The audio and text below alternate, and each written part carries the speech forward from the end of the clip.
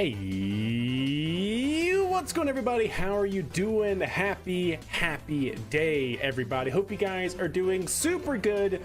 Long time no see. That is true. I have been MIA because Rocket Guy became married guy, so that definitely threw a wrench into things, along with my job kind of getting a little busier than it has in the past for good things. But now we're back, chat. Things have calmed down, all of the hectic planning is done, all of the hectic events are over, and we're back to streaming. So I hope you guys are all very good. How have you been doing? What have I missed? I have forgotten how to do rocket science. We're gonna pick that up and figure out how to get back into some Kerbal space action. That's what we're gonna be doing, chat. In fact, we need to get all of our things set up regarding our flight avionics. Oh my god, I'm so out of practice. Disgusting. Let's see. Yeah, you still haven't made orbit. True, have not made orbit, but hopefully things are working out in that favor, Thomas. Hopefully soon. God, it's been far too long. Very difficult process, but hopefully. Fingers crossed is all I got to say. Chat, hope you guys are doing good. So what do you say we kick things off right back into it and try to relearn how how one does rocket science? That is, I think, probably a good place to start, because I don't know. I don't know how. What is KSP? How's KSP 2, by the way, chat? Because didn't they come out since I've been gone with the patch that they were going to release? And I know, I mean, obviously I know KSP 2 is not back, but they did provide that patch, I've heard. Maybe we'll check that out as well. What's KSP 2? Yeah, true. Yeah, it's defunct for the time being, at least. Okay, so this is the save that we left off from, chat. We have 3 million buckaroos in the bank here.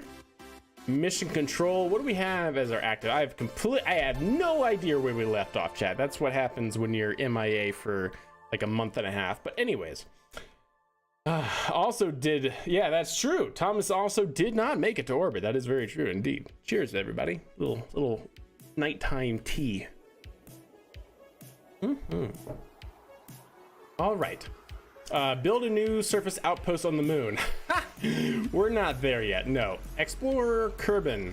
We need to perform a spacewalk in orbit. Okay, yeah, we're not there yet either. We're getting there, but we're not there yet, chat. Position satellite in specific orbit of the moon. We could do that. And position satellite in a specific orbit of the moon. Okay. So we have 2 that we can certainly do, I think, fairly easily. If I sent my pad, would you mess with it now? Yeah, you know what? Sure. Yeah, go for it. Discord, right? Yeah, why not? Why not? I think that's a good way to ease back into the whole streaming process, is by debugging RJ's designs here. You're not at home yet. Okay, so then why even, right? Like, why even bring that up? Why even bring that? I'll send it later. Okay. Bring Moonstone back with you. Well, that sounds great. I would love to do that, but we're not even landing on the moon yet, KSP. Do a complex scan with a rover arm. Oh my god, I would love to actually do that, but I don't think we're ready for that at all yet. Being a jerk already. Hey, you know, it's like you just pick it up, you just pick it up. It's like riding a bike. You never forget how to stream with chat. Okay, that's how it goes. Let's see, what does this one? Do a complex scan. I actually would like to do that one, but we're not ready for that. We're not landing on the moon anytime soon. Well, okay, so maybe we can pick that up and do a rover mission to the moon in front of landing Kerbals on the moon. So that actually could be something that could be good. You love us? Of course I do. Of course I do. I wouldn't stream if I didn't love chat, of course. Finish construction of a rover on the moon? What does this mean? Landed a rover on a distant body. It was designed to cover a large swath of the body, but unfortunately it's stuck in place due to engineering oversights. This is where you come in. Replacing any missing parts and drive it to the target coordinates. So does this mean we have to like land an engineer and like fix a tire or something on the rover? Is that how that works? You can view the rover in the tracking station, evaluate the missing parts, and make a plan to move it to the target waypoint. You'll likely need to send an engineer to attach. Oh, okay. So you have to use like the in-game engineering mode. Gotcha. Okay. Hey, Dr. Longballs, what's good? You can pick it up since the contract gives you like 10 years. That is true. I don't think we have this fully upgraded yet, right? So I don't want to necessarily pick up just anything willy-nilly. I want to make sure we leave ourselves room to pick up contracts along the way that we can keep filling out. But yeah, we'll probably pick up the rover arm one. Position satellite in a polar orbit of Kerbin. Well, that sounds like a yup. Science data from space around the moon. We want you to send us science data from the moon. I feel like we could do that now with some of the assets that we have around the moon. Transmit or recover scientific data from space around the moon. I'd like to think that we could do that. All right, we're gonna pick that one up, and we are gonna pick up the rover arm one, and I think that maxes us out on the ones that we can pick up. 1, 2, 3, 4, 5, 6, 7. Yeah, okay. Yo, what's up, Nova? How are you? Good to see you, my friend. Good to see you. Also, Niall Anderson, thank you so much for the follow here on Twitch. Much appreciated. Okay, let us break it back. And let's see where we left off. We do have the DCX, chat. I want to fly the DCX and see where we left off with that. I'm pretty sure, no, we did. We did finish most of the DCX flight capabilities, right? Yeah, you need to take the actual parts up and put them on the EVA with EVA construction. Got it, okay, okay. I'm doing pretty good, Nova, thanks for asking. All right. Yeah. Oh, that's right. We landed like right next to the recovery truck. Brilliant. I do want to fly this just to ease back into the to the good old fun that we've been having with our Python automated rockets. This is gonna have to back up. We're gonna have to lower our ramp here. Not that far. Nope, not even that far. There we go. See if we can't get this moved back over to the pad.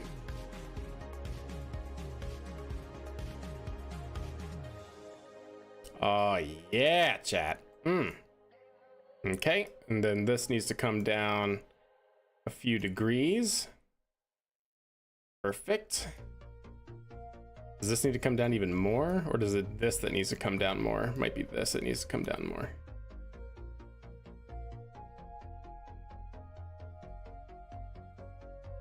Okay, so that's on the ground, so it should be something like that. We should just be able to go back and now lower that. Couple degrees here. Oh, come on. I know you want to. Come on. Come on. Come on. Yes, this is how this works. Don't worry, we'll get there. How is that not lined up? Oh, oop, that was the wrong move, is what that was, chat. As you can see, I'm clearly out of practice. How is that not lined up? Come on now, work with me. Work with me, game.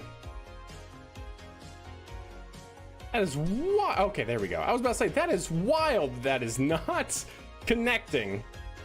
Finally. There we go, lift that up. Bring this up to 90. There we go, nice. Nice. In order to do rocket science, one must think like a rocket. Ah, it's all coming back to me. Very good. Yes, wonderful. And we're gonna rotate. And we're gonna lift the front of the truck up a small amount, but that should be okay. And, nope, that was not what I wanted to do. There we go. This is SpaceX levels of safety right here. You know it. So that means it's okay, right? It's all about fast, recovery. It's all about fast recovery. Who cares about OSHA regulations, okay? You know, we can just skirt those, you know? It's kind of like, restaurant food health administration reviews. It's like, yeah, you don't really care until like you get the heads up that they're coming because you pay them off, and then you're like, for that one day you're doing things right? Yeah, it's just like that. Totally just like that, 100%. And let's go ahead and rotate. Perfect. And gear down. Excellent. Moving it onto the pad for liftoff. Great. And now we should be able to make primary and undock. Easy peasy. And drive away.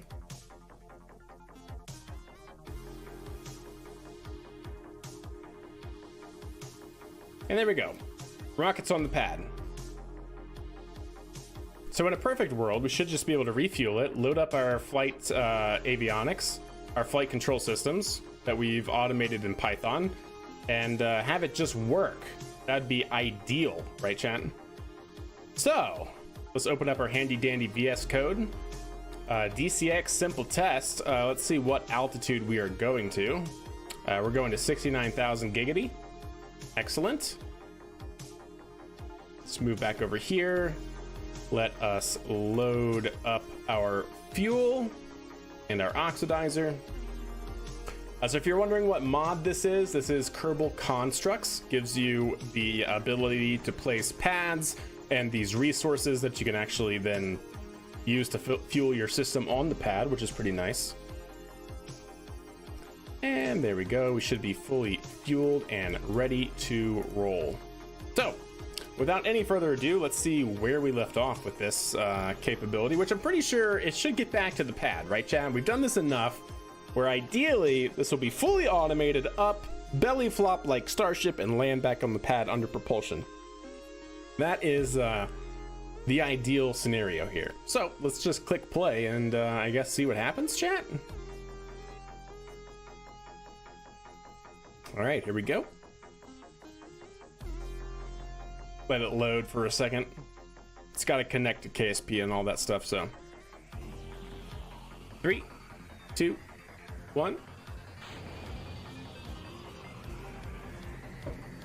And we're away. Pitch over complete. And yeah, like I said, this is all hands off from here. So I'm pretty sure this should go up to roughly 70 kilometers. It should then move into its belly flop position, and then from there aim back towards the pad, and ideally, even if it overshoots, it should always fly back to the pad. Hypergolic DCX, yep, that's right. Easy peasy.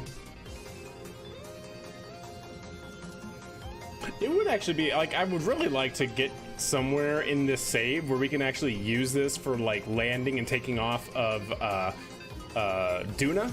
That'd be excellent. I think I want to use this vehicle for Duna if we get to that point in this save. I think that'd be really sick. We got definitely, of course, a ways to go. We got to get to Moon. We got to get to Minmus. We then can start sending probes out to Duna, probably in between that time. I think we have a big enough lifter right now to be able to do Duna missions in terms of probes now, maybe even rovers. But yeah, we'll see. We'll see how kind of long it takes. But anyways, the vehicle should travel up to a calculated and estimated apoapsis between 69 kilometers and probably 71 kilometers, because it's also estimating the amount of drag on the vehicle. And it's not perfect.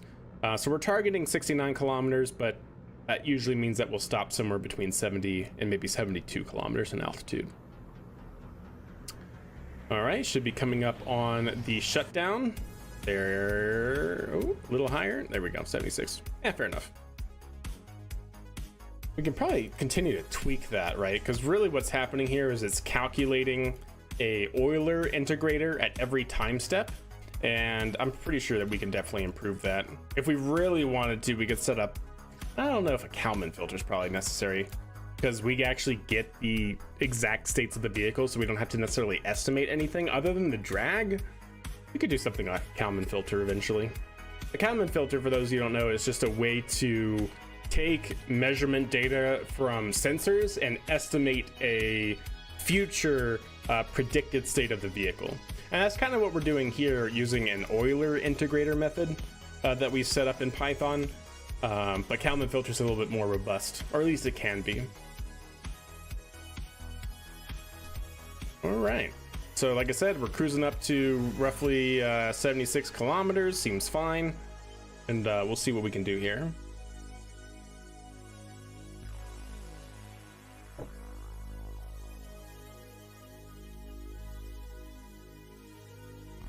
Not too shabby.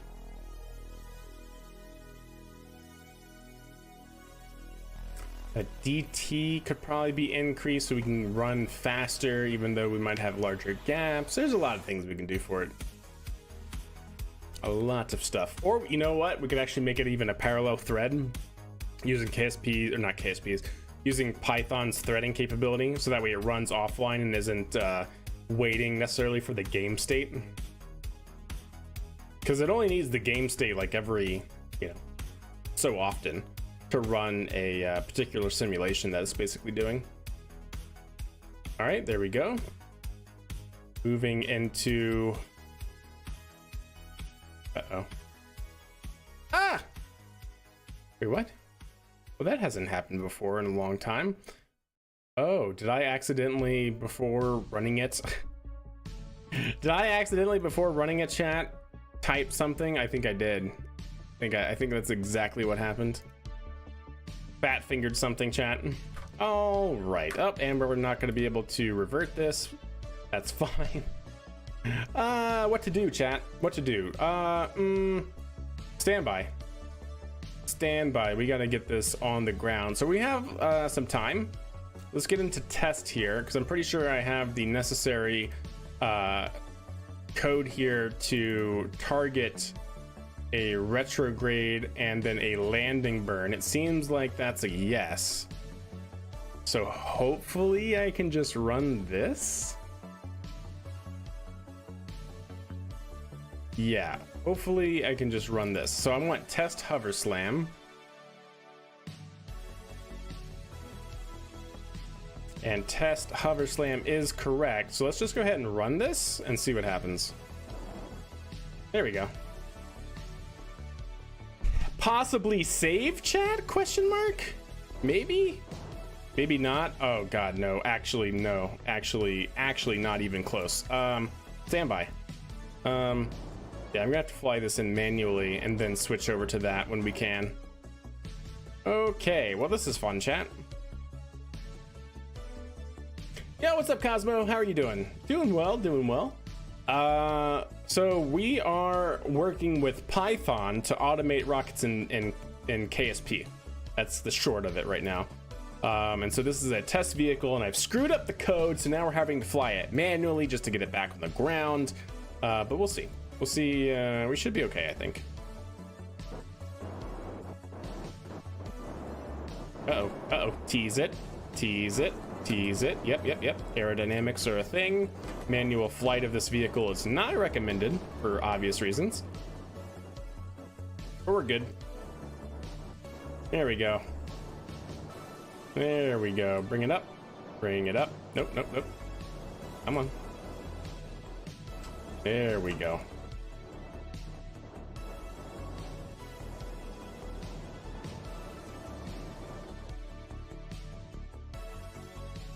Okay.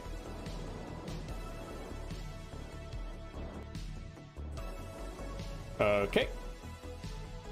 We'll run this Python code and hope for the best. And hope for the best, chat. Hoping for the best here. That's all I got to say. So Python code is running. Oh, there we go.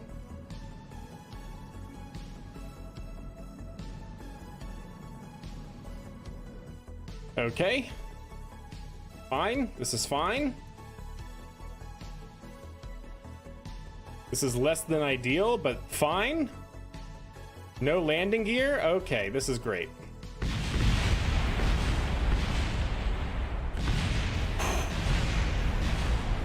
Well, we almost had it. we almost had it. Well, that's a bummer. That particular DCX vehicle had been reused multiple times, if I recall correctly. But I did want to run that back and make sure that the code does in fact work. Okay, that's what I would like to know. I would like to make sure that the code that we left behind does in fact work. Pretty sure it should, question mark. Oh, great, there's only a little bit of debris. Awesome. Yeah, my bad. Yeah, mistakes were made, chat, typo, you know how it goes. Oy. I wish my Python linter was like, hey, this doesn't work, and then, you know, fix it, but nope, it did the opposite of that. That range safety officer is very light on the button. Yeah, very light on the button, but it's fine. It's totally fine. Okay, it's great. All right, so let's do this. Make sure, well, it should be empty. Yeah, okay, cool. And let's bring the crew. So yeah, we're gonna get, because he did such a great job, we're gonna get Thomas Kerman in there, and then we're also gonna get Predominant. Let's go ahead and save. Let's go ahead and launch that. That should be not in the crew cabin. What are you smoking, Kerbals? There we go. That's fine.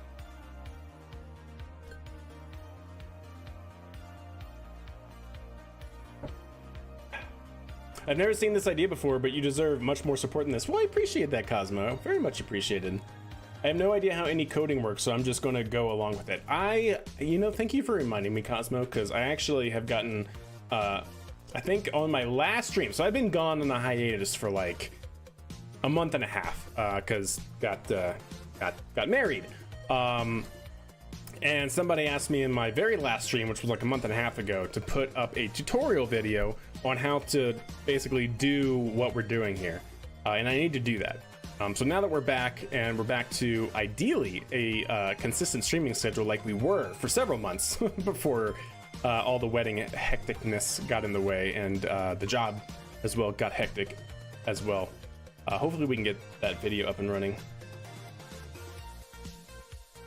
Where'd you honeymoon? So no honeymoon yet. We have it planned. We're gonna go to the Galapagos ideally, but we need some time to let the wallets recover, right? That's that's where we're at. It's like, yeah, we gotta let the wallet recover before going to a honeymoon. When was your wedding day? The 21st. And thank you, Doctor. Appreciate it.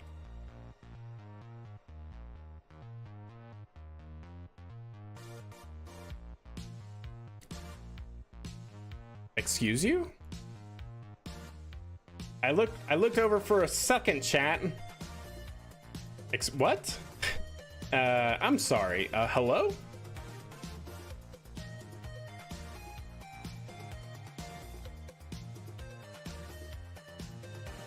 Don't know what that's about. Don't know what that's about.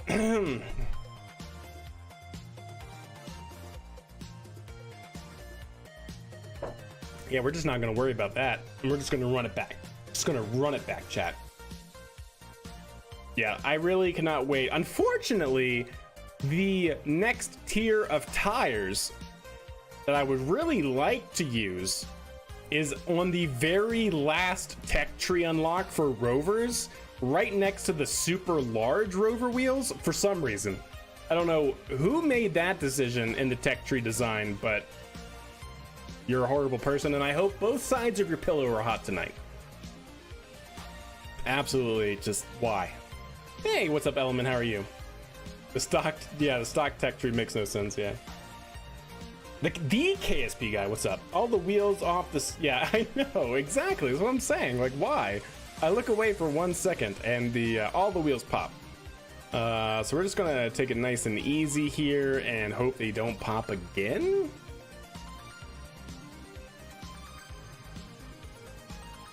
Take it nice and slow? Question mark?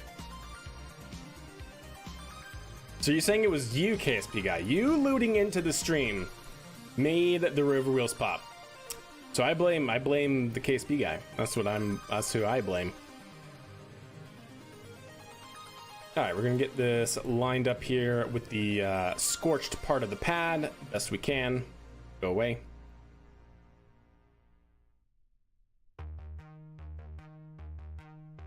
There we go, load bearing. And we can go slightly faster than this. There we go.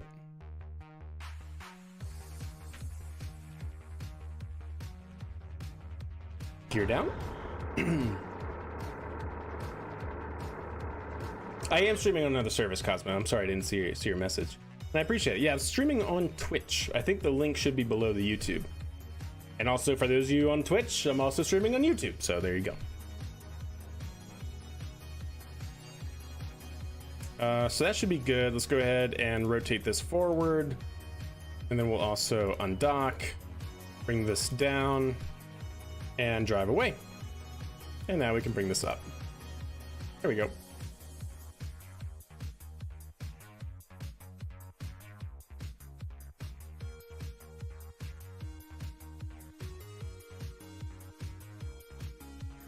Skirt.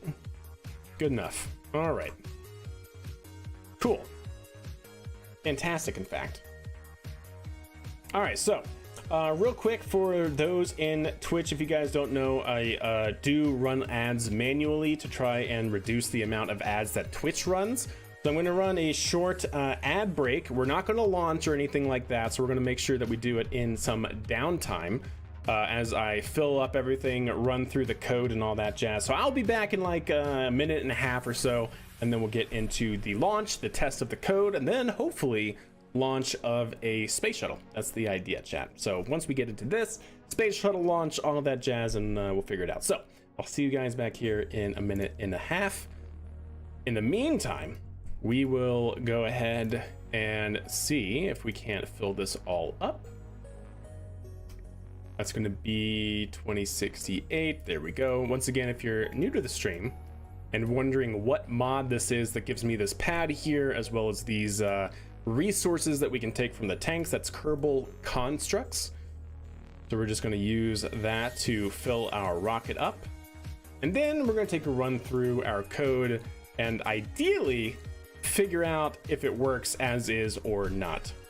Did you make this rocket and the vehicle? Yes, I did. I made the code, made the rocket, all that jazz. Self-design. Although I do have to say, if you use Kerbal X, I took the inspiration for how to design this DCX vehicle, right? This is DCX. It's a real world rocket back from like the 1990s, like 1995, something like that. I took the design inspiration from the Black Badger on Kerbal X. So he had a similar design for a DCX and got inspiration there, and then made it my own, and then hooked it up to the truck for reusability and all that stuff. So if it's any consolation about the tech tree placement, it is a Kerbal canon that the Kerbal Motion LLC chairman died on the spot when he saw the extra large big understood. Yeah, that makes sense. Good. No, I'm just kidding. That's horrible. That's absolutely horrible. Yeah, understandable. Done with the ads. Awesome. So we're back. Let's go ahead and make sure, let's run through this real quick. Pretty sure everything should hopefully be good now. Like I said, I think we just accidentally hit the E key on our keyboard right before we hit the play button, so it added that typo, and then therefore the script crashed. I think everything should be good, so let's go ahead and run it back, chat. We are going to F5 here, so we can just revert if something bad happens. Oh, perfect, RJ. We'll do that right after this, and let's go.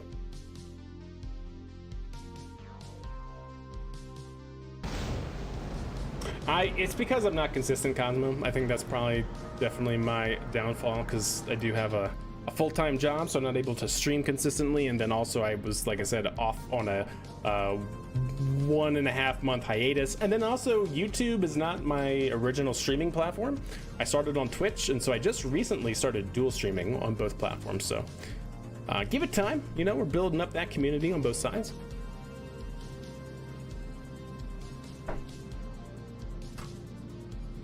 All right, RCS off, we're cruising, chat. Probe core has been selected. We're looking good on active vehicle.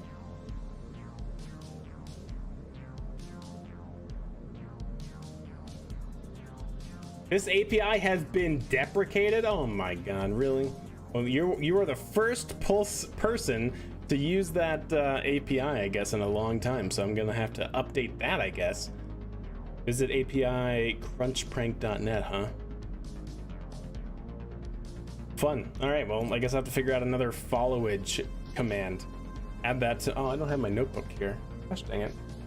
I have to add a note to do that. You know what? I can do that in my notepad, my handy dandy notepad, chat. Fix followage command in chatbot. Perfect. Great. Is this KOS? No, this is KRPC is the mod that we're using to communicate between game and Python. All right, vehicle is now coasting 74 kilometers. All right. So yeah, we're basically just coasting here up to 74 kilometers. This is all, again, automated. And we should, once we reach 74 kilometers, pitch over to do a belly flop, much like Starship does for its landing. We do that for this vehicle because coming back in from this altitude, basically above the Kármán line, right? For a vehicle of this size, we don't slow down anywhere near enough to propulsively land. So we basically belly flop, coined by SpaceX and Starship, to give the highest drag area available to this vehicle as we come in for a landing. So we should basically cross 74 kilometers or 73.9 and enter a hover and then pitch over and aim to the pad. Only 5.5 years. Only 5.5 years. Dr. Longballs goes way back. There we go. And if you're also wondering why we're tilted slightly, it's because this is the most aerodynamic shape that this vehicle has available to it. If we came in just belly first, we don't have, like Starship, the flaps to basically change our pitch control. We're relying on RCS, and the aerodynamics are just too dang powerful for the RCS to correct for when we're coming in at, you know, probably like Mach 3. So going into this wedge shape gives us a very aerodynamic shape to maintain stability. Otherwise, it just tends to kind of flip sideways and takes a while to get back into control. Rookie numbers, that's right. If I fly the rocket manually, am I technically using the coding to fly the rocket, just the coding in my brain? Yeah, pretty much. It's a good way to think about it, sure. Right, your brain is a fantastic computer for generalization. You know, it sucks in terms of like certain things it does in comparison to a computer, but it's actually fantastic in a lot of generalization, a lot of coordinated motion and things like that. Like, that's something that's always intrigued me. You know, like if you've ever played baseball, how somebody knows based on the weight of the ball and just by throwing it a certain amount of times, like how far and at what angle you need to release in order to get it at different distances. It's just crazy. Football, same, you know, or I should say American football, same thing and whatnot. So the brain is definitely pretty amazing. My brain a long time ago, you know, no, you're suffering from that CrowdStrike update error element. That's a bummer.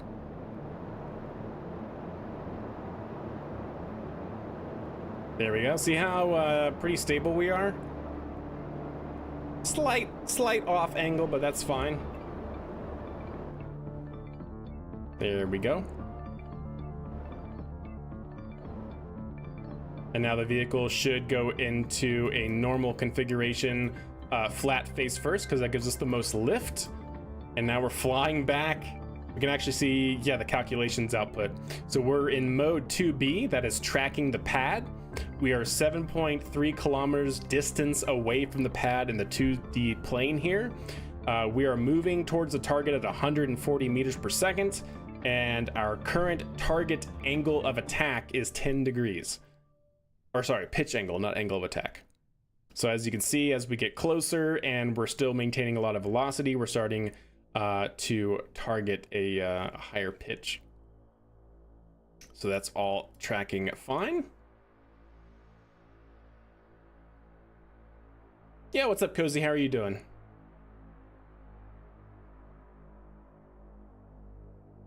Looking good, tracking the pad. We're now at 2 kilometers. Starting to pitch more and more up, vertical, to try and slow down. We should then move entirely vertical just about as we get closer to the pad. There we go, entirely vertical. Really trying to slow down. We'll probably overshoot a little bit, but that's fine. We're looking pretty good though. Yeah, what's up, Naps? Indeed. Oh, now belly flop straight to the pad. There we go, looking good. And into landing mode. We're in landing burn. Woo! And there we go. Coming down nice and easy on the landing surface. Roughly 153. God, we're so close to 154 chat meters away from the center of the pad. Not bad. Not too bad. Kazi.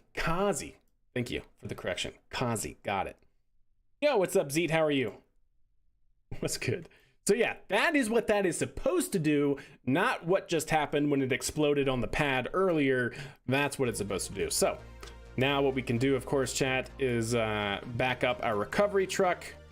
Ooh, how are we gonna do this, chat? It's on that side, okay. So we gotta back up the recovery truck. We're probably gonna have to push it further onto the pad so we can actually get a good angle to it, and then we should be able to pick it up, move it back to the pad, and launch it again. We're not going to, of course, but that is what we should be able to do. 153, the wing doesn't break. That is true. That is true. Yeah, see, we're on this hill, so I'm just gonna try and take the truck and give it a little tap. A little tap, tap, taparoo. That is the goal here. Get it onto more of the surface of the pad that we can then work with. Because I need the truck to be on level ground so we can actually then recover the vehicle. Also, rotating it works. I'm happy with that as well. It never gets old, indeed. It's not too bad, right? Yeah, so this is fine, chat. Don't worry about it. It's just scuff marks. Totally fine. It would be a little complicated. I wanted something to be a little on the simpler side, Cosmo. But that is kind of something I want to do in the future, is, you know, actually build something like Starship, because the mod that we're using to communicate between Python and the game, KRPC, does allow you, as far as I'm aware, to control robotics. So we could actually make the fins using robotic actuators, and then if we have our control system designed correctly, like Starship, we should be able to flap the wings and change our pitch and all that sort of stuff as well. So you turned 21 on Friday? That's wild. Well, happy pre-birthday. How do you say that? Happy birthday early. Happy early birthday. It'll buff out? Exactly. It'll totally buff out. It's totally okay. Totally fine. Nothing wrong with it. Some minor scratch marks in the aluminum tank? Question mark? Yeah, that's fine. Carbon fiber? That's better. Totally acceptable. All right, let's go ahead and bring this up a little bit. There we go.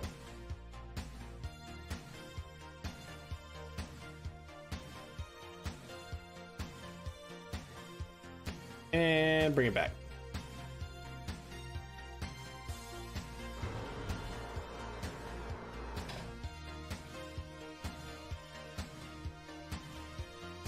Sent instructions on how to use the pad. Well, what if I don't want to use the instructions? What happens then? Does it just explode? That'd be fun. And remind me in chat what you wanted me to look at. Like, what's the issue? The part that extends keeps falling off the track, is that right? Hey, what's up, Fuzzy? How are you? No, it won't? Okay, good. Just making sure. How you doing, Fuzzy? Hope you're doing well.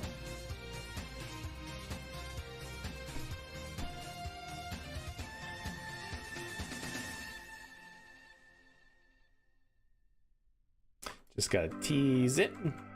Gotta tease it. Yeah, we're just gonna put it back on the pad, move the truck out of position, and then we'll check out RJ's pad. See what that's all about. And then we'll get back into our career mode with launches and things like that. That's the goal. But I'd really like to do tonight, even we might not have time to do it, but I'd really like to see if we can't get our shuttle into orbit. We're having some problems with that, mainly due to aerodynamics and stuff, so we'll see.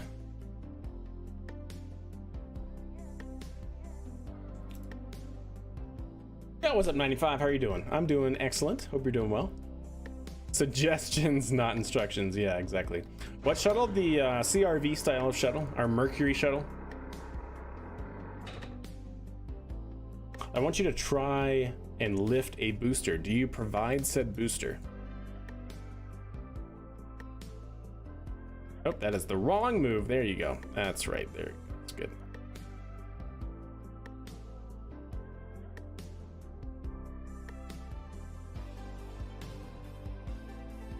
There we go.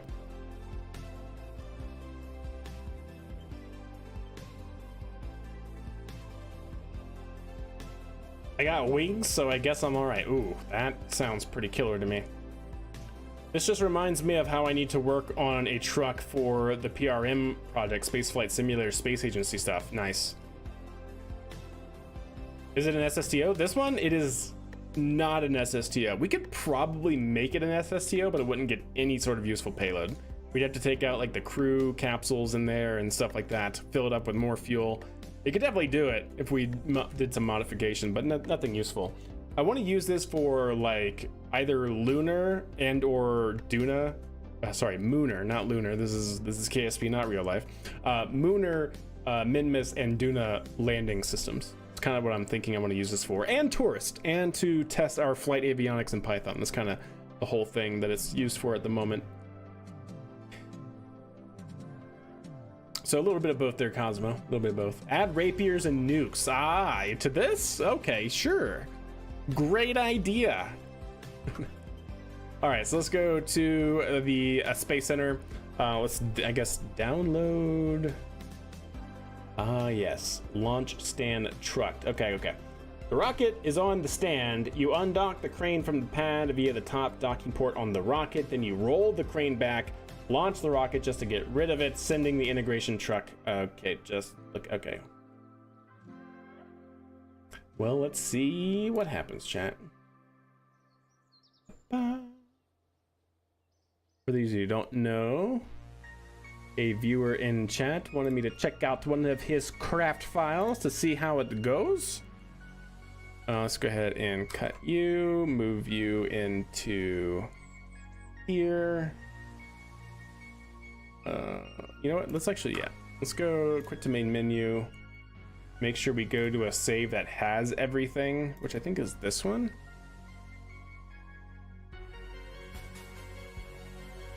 We'll put it out on the VAB, this one, and this one. Stand by.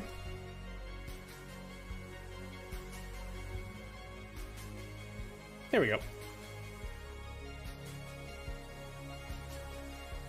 I think this one should have everything needed.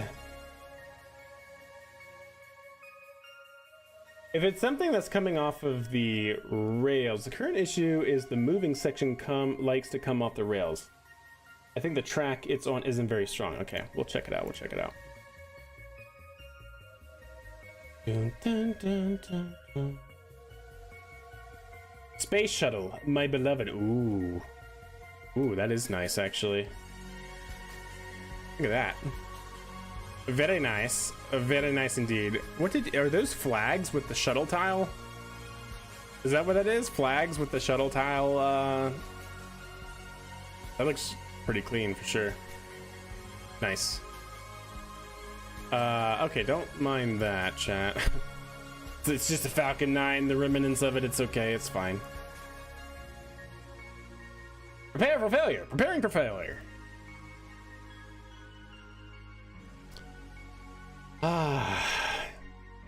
Yeah, I think I was in the middle a long time ago of updating my space shuttle. Let's actually see what we have right now.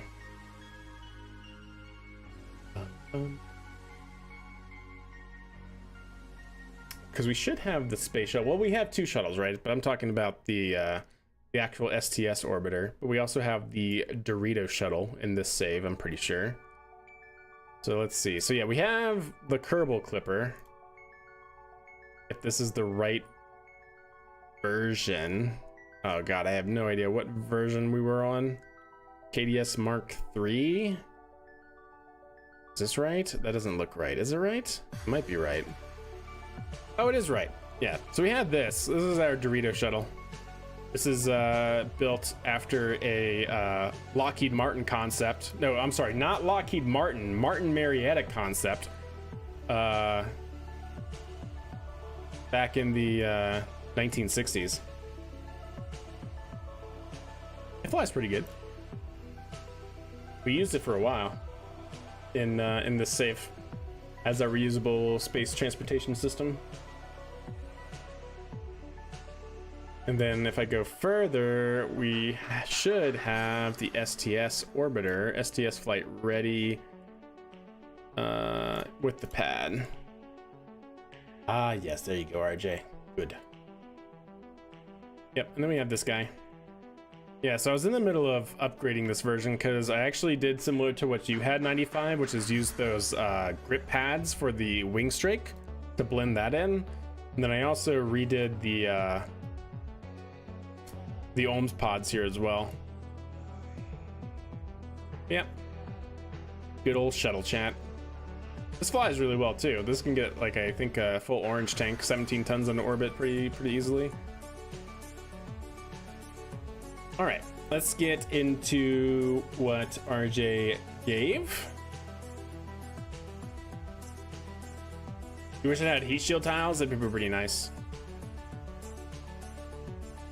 All right, so you called it...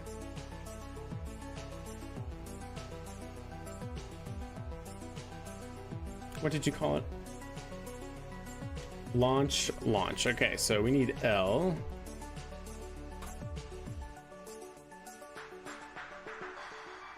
Craft incompatible. Oh my gosh, RJ, what are you doing? No, I'm just kidding. Okay, that should be a quick fix. I just have to go into here, change this to 12.0, I guess. Or maybe 12. Yeah, okay, we'll just do that. Exit. And then also this one. Here we go.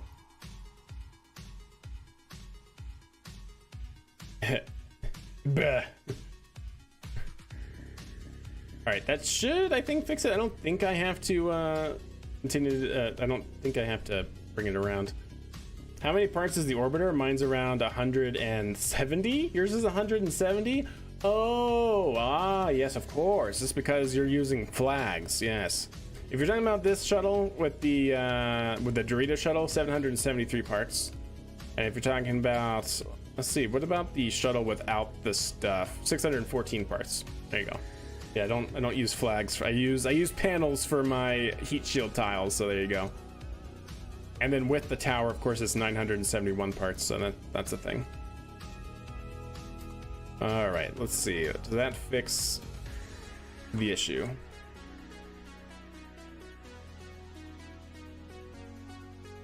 Yes. All right, cool. Launch stand test 3.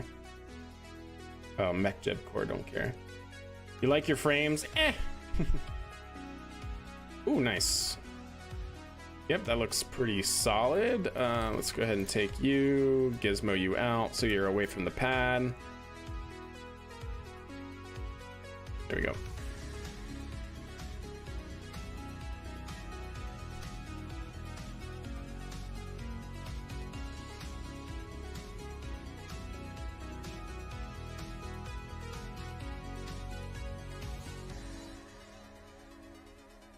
Just put it on the runway. Eh, it's fine.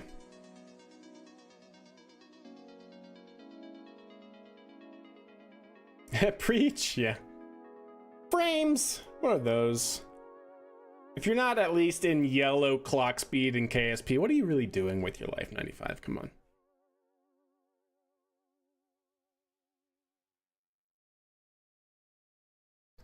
When I sleep, I see nothing but yellow.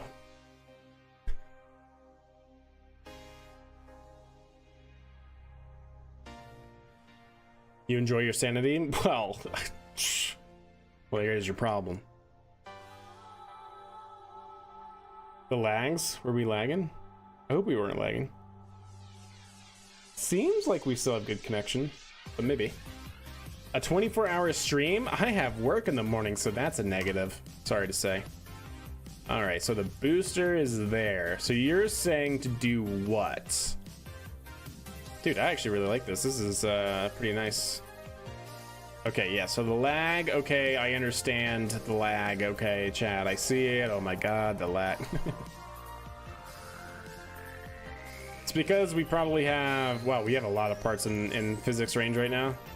Mainly because of that Falcon 9 over there that's landed, and the Falcon 9 parts over here that are all destroyed.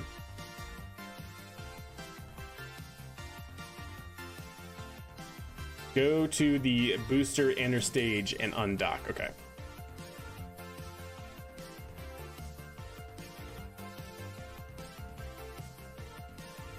Okay, that was uneventful. That's good.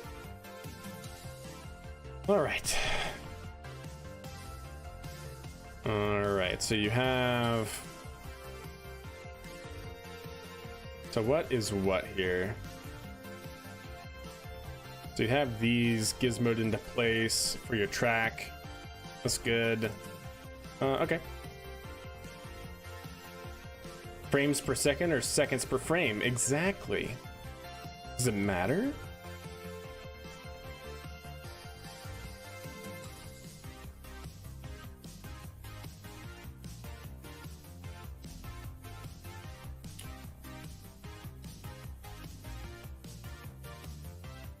Are the gear not bound?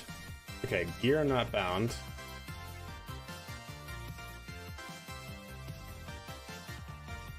Oh, same vessel collision, okay. Okay, got it. So that's for that release. And that's it. Okay. Wait, what am I targeting? I'm not targeting the crane, I assume, right? I'm targeting the pad. Okay.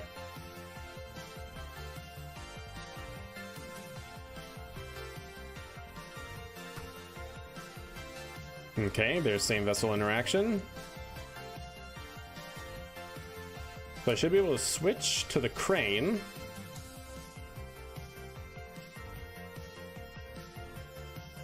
It's at the top. Yeah, this guy. Yeah. And so what keeps happening exactly? It falls off the track? Like it falls laterally off the track? Is that what you're telling me?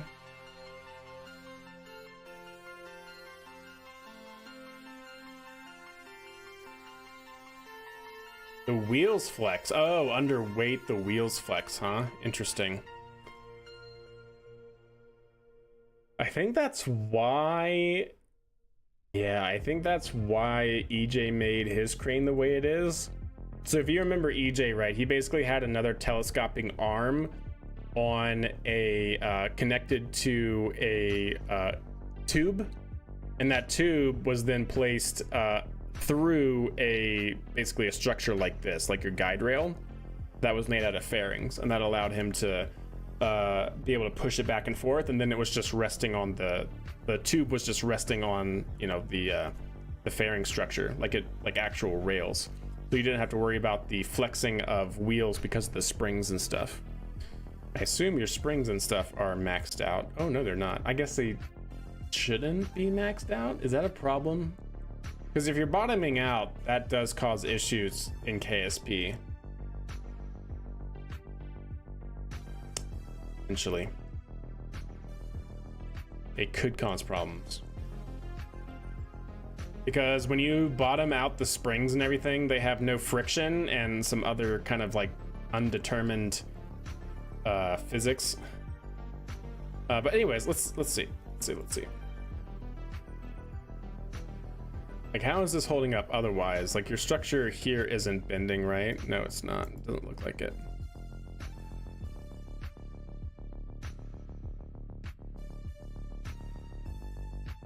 No, that looks pretty good. And so I assume you have guides. These are guides here that you're using with thermometers and whatnot. Yeah.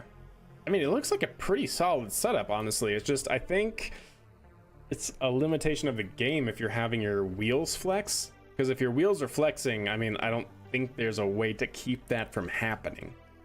The only way that you might be able to improve it is, I see you have your wheels connected to the I-beam, and the I-beams are strutted all throughout, right? But it doesn't look like you have anything actually strutting your wheels.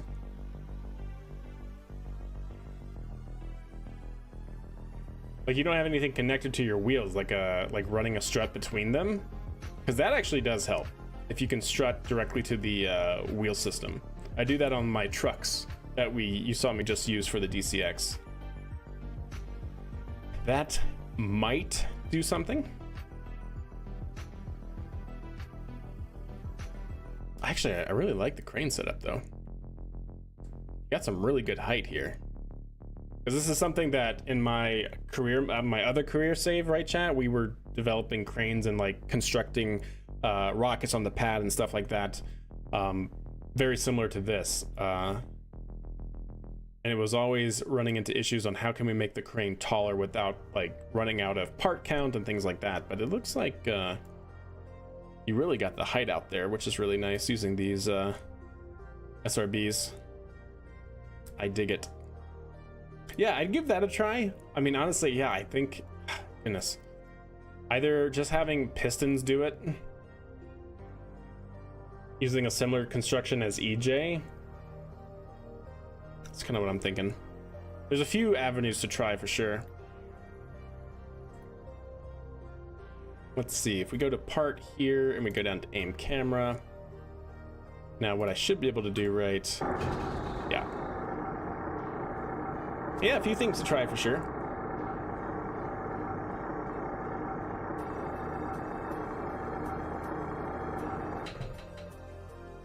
Now, do you have any driving wheels?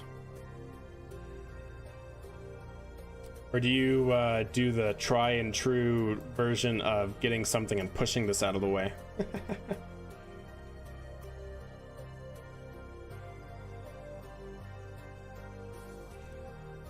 Well, it is moving, but not under its own power.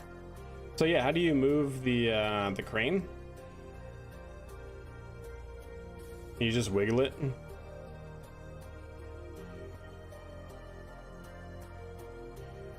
Oh, you gotta get the truck, right? Kerbal pushes it? Nice, okay, sweet.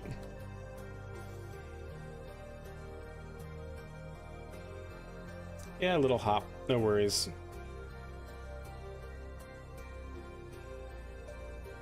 Yeah, I love how strong the Kerbals are in this game. They can like actually do like 100 tons with their face.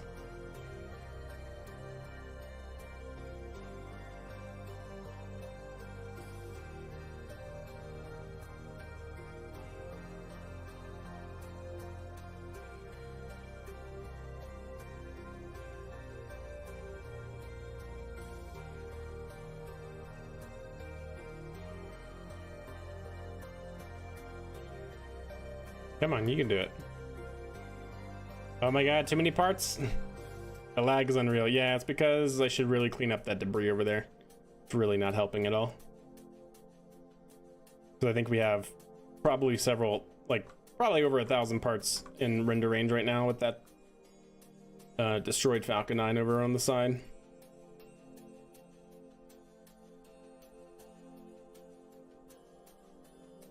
Oh, he's just gonna go inside. Sure, that makes sense.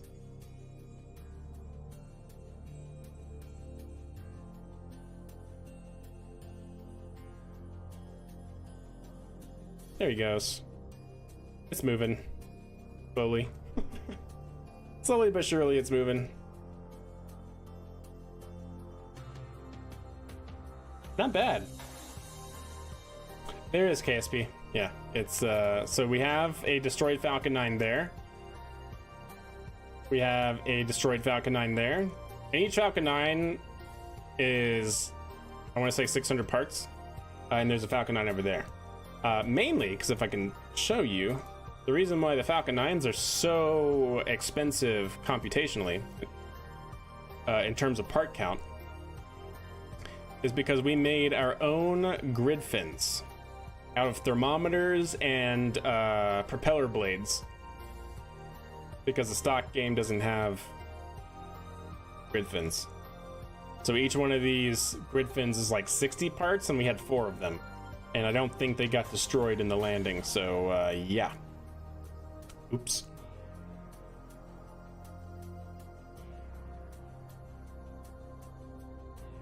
Yeah, indeed. It actually looks like it does pretty good. It's staying on the tracks. Might I recommend like a horizontal like I-beam here, so that way he can push against it without like getting pushed like into the thing? That'd be a recommendation. Because you kind of have to push on the side a little bit, which is fine, but it's just keep kind of doing like this. It might just be, I don't know how much trouble you have with it, but it's just something I noticed. Uh-oh, is it binding up here? Probably because it's like twisting a little bit. It's staying on the tracks, but it's like twisting around the, might have to push from the other side real quick. Also, the lag does not help. Also, the lag does definitely not help. Oh my god. This is not, I'm not hitting the buttons that are making him do this. This is very weird. There you go. All right, the lag is too much. I need to seriously. I'm not touching the controls, by the way, chat. He's doing something. I don't know why. Stop it, please. Thank you. Just go to the Space Center. Yeah, it's all good. Definitely a couple things to try though, but I think it's really close to working. I mean, it looks fantastic. Please clean the chaos back there. Yeah, I'm on it.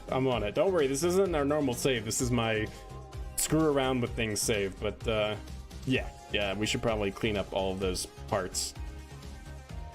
My bad. I forgot that there were 2 of them. That was my fault. I thought there was only one Crash Falcon 9 with all those grid fins, but no, there's 2 of them. Like I said, probably close to 1,000 parts alone in just crashed vehicles around the pad. Yeah. That's 4. Oh my god, it takes forever just to clean up this. Why? But why though?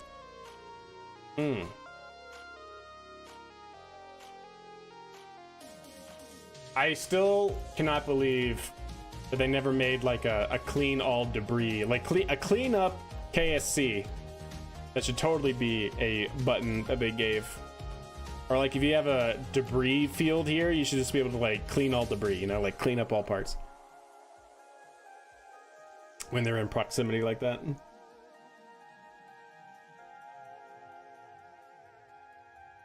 Okay, is that one good? Yes.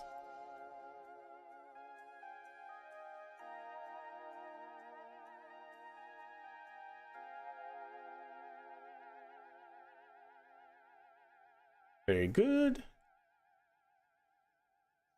There, see? That's one grid fin, 68 parts. Oh dear.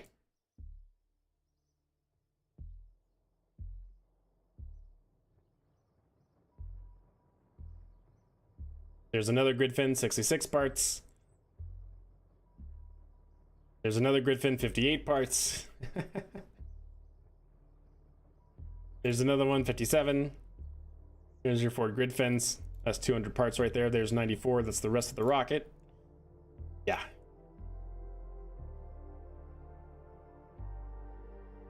And that's 100. That's actually not. That must be an old Falcon 9, because it doesn't. It's only a few parts. So, and what's over here?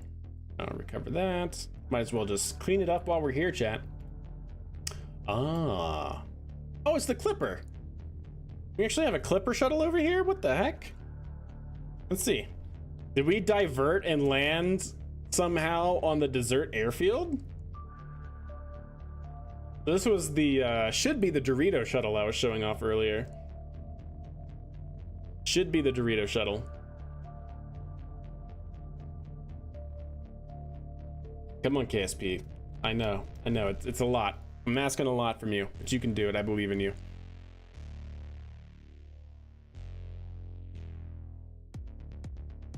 It's not loading. Remember, we're trying to load in a 588 part shuttle, so it's going to take a second. Oh, there it goes. It's moving, chat. There it goes.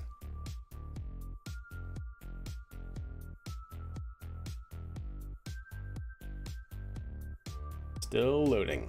There we go. Oh, it's in the hangar. Of course it's in the hangar, chat. I mean, why wouldn't it be, right?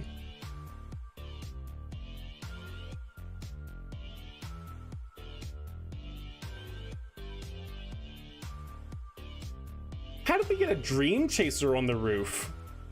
I certainly do not remember that. Did that clip up there or something? Or did we actually land a dream chaser on the roof?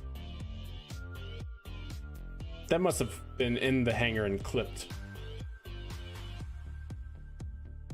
Ah, that's why this shuttle's over here. Yeah, we landed a little with too high of an angle of attack and we did a runway strike, a tail strike. Anyways, that was a fun trip down memory lane. Let's go ahead and quit the main menu and we'll get back to our other save because we have some more flights that we got to figure out, chat. Ideally, we can get our shuttle and our other save up and running. It's also kind of like a dream chaser style of space shuttle, very small, capable of launching, I think, 5 Kerbals at a time. So let's see if we can't look at that and see where we left off, because it's been a minute. Also, we should have avionics for that as well, called Minerva 1.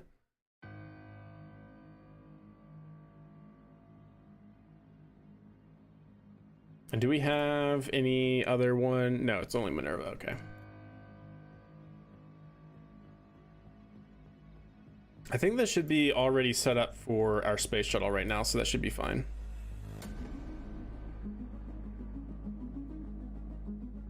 As soon as KSP loads. I wonder if KSP needs a restart. All right, so let's see where we are.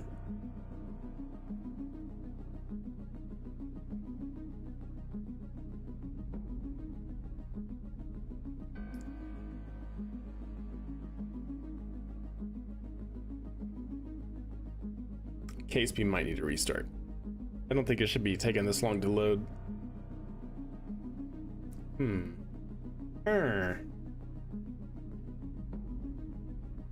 All right, so we left off with the flight ready shuttle.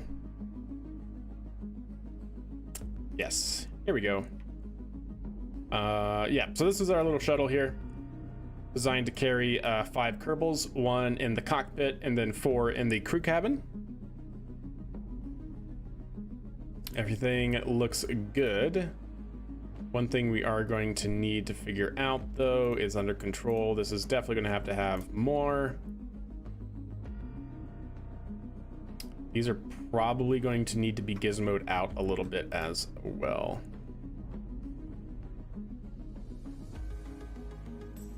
So that way they don't interfere with the engine. There we go.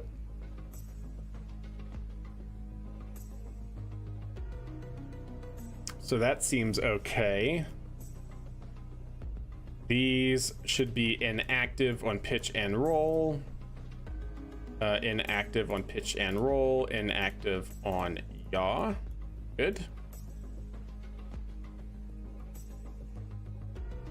These should be filled.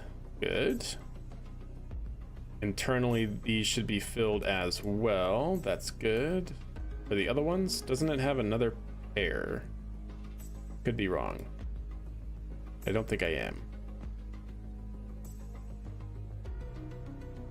Maybe I am.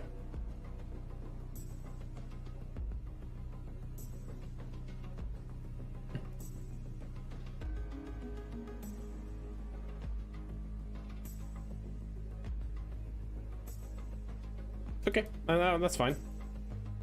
That's full as well. Okay, good. That should be good. That's all fueled. That's all fueled. That's good to go. Very nice. Let's go ahead and make sure. I don't really want. Might lock these out. So that way, if we're using RCS, we're not using those. And I don't know if these wings are going to be enough, but I guess we will find out. I guess we'll find out, chat. One thing I actually thought about doing, at least for fashion, is I think these could look pretty good.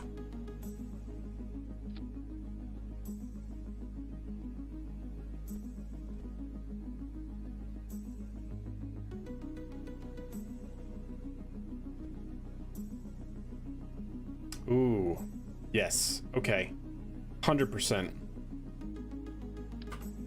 It'll also help increase our lift value a little bit, which I'm not against. Oh, come on, give me 2x symmetry, please. There we go.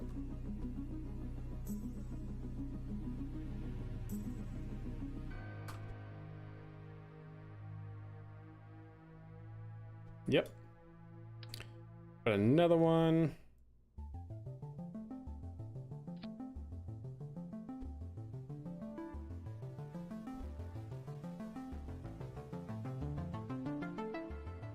Again, just for the fashion, so we get that nice leading edge.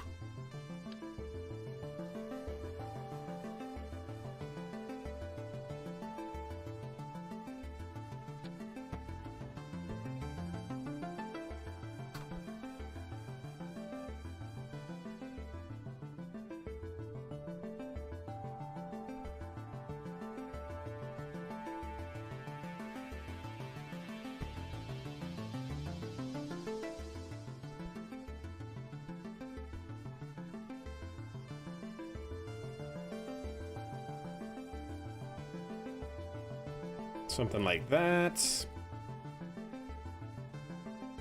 Yep.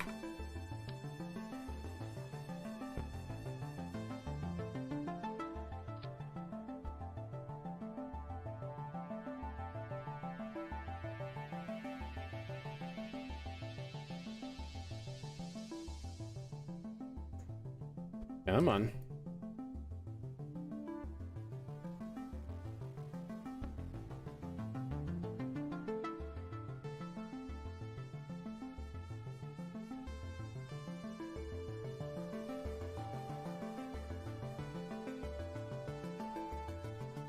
Okay. Now for the last one.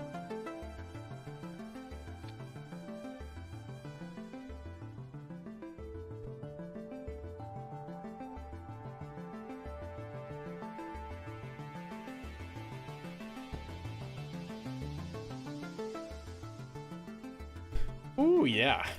Ooh, that's clean. I like that. That's pretty good. Okay. Yep. Very happy with that. Okay. Well, let's kind of see just how it does. I think we're definitely going to want to increase our control authority down here. Probably to say 60 as well. Control authority down here to 60 as well. That might be too much. We'll find out in flight. The other thing I would like is rollover Miko, activate second stage separation right here. Right here. I think I would like to activate our RCS. Vessel.control.rcs be true. So we use RCS control on our separation. All right, well, let's see what happens, chat. No Kerbals on board, of course. Clear, save it, launch it.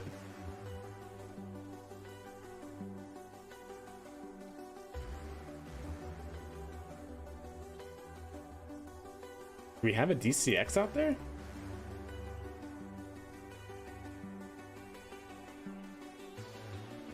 Hold up. Yo, what's up, Hellfish? How are you doing? I'm doing well. Hope you're doing well as well.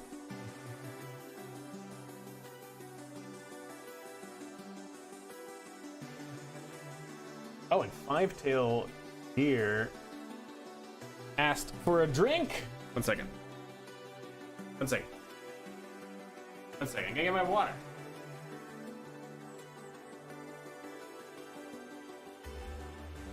There we go.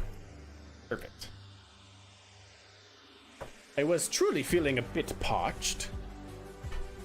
Yeah, where's the DCX vehicle? It's way over here. It's not anywhere near the pad.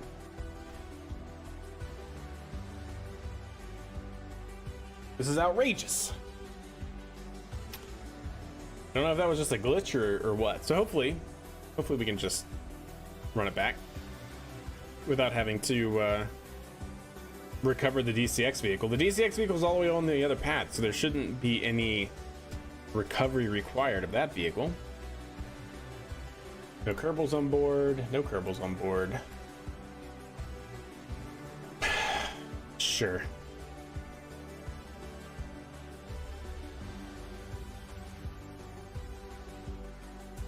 No idea. No idea what that was about. Did it keep my other DCX out there? Did we have something else out on the pad? Guess we'll find out.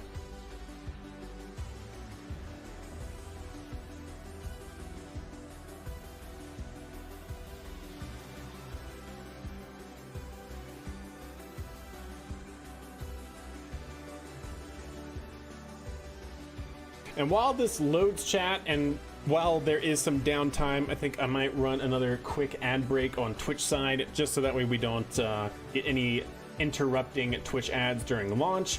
So I'll be right back in about a minute and a half. We're not going to launch or do anything. I'm going to run through my checklist and all that jazz, and we will be right back.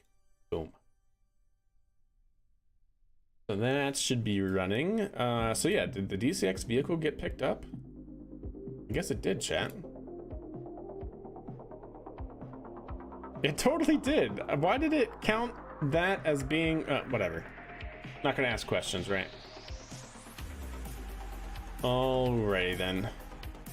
So yeah, we have our Minerva vehicle here with our shuttle. All of that looking good. Let's run through a quick fix here on our avionics, on our script for flight. Altimeter bias is going to be 96, so that's good to know. Target inclination, let's actually put that at 0.0. That all looks fine, I think.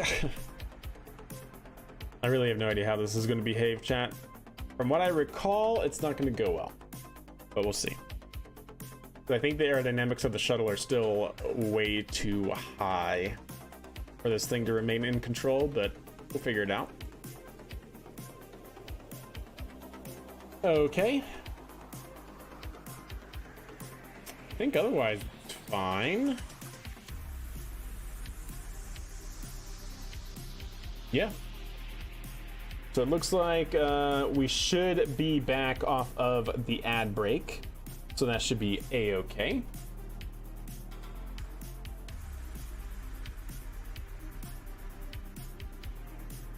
Yes, good, good.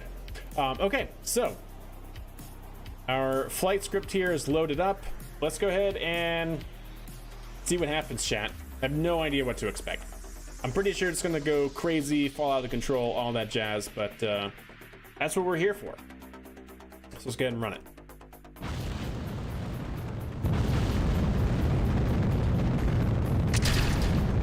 And we're away, and we should be good for roll program.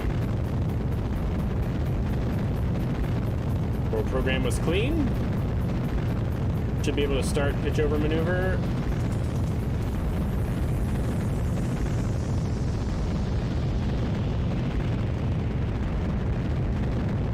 So far so good. Not really liking how it's rolling so much, but okay, we're throttling back for max Q. Oh, it's the throttle back, chat. Son of a gun.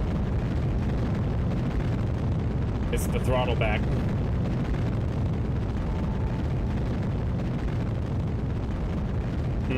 Okay. Definitely the throttle. Well, good to know, chat. Ooh, that's fine. This is fine, chat. Yeah, a typical abort. Typical abort for this thing. The abort should have had this thing, there goes that.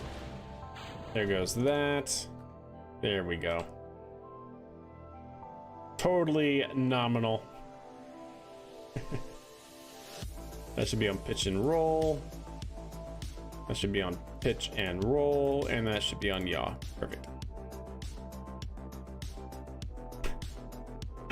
Totally nominal.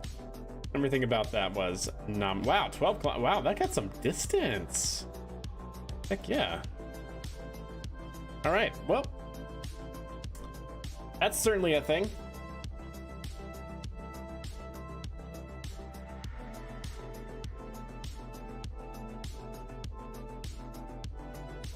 And now that we had a successful abort, should just come straight on down towards the runway. And this thing does land under parachute like the real life concept. This thing is designed to be a mimic of what's known as the Crew Return Vehicle, or CRV. It was a NASA concept for being basically a lifeboat on the ISS.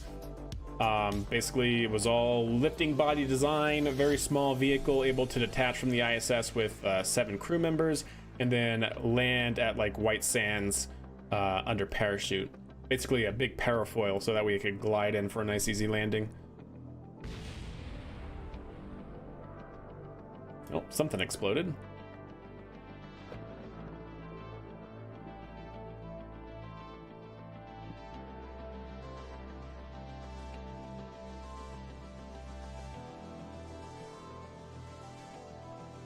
Yep, so we'll do a nice easy spiral down to the runway from here.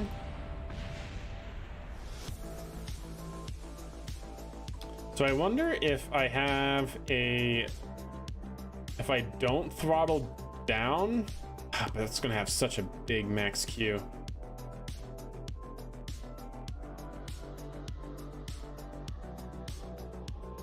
We'll see. We could maybe just increase the maximum dynamic pressure so that way it doesn't have to throttle down too much, or it'll throttle back at a higher altitude. Maybe that's what we can do. Definitely tricksy.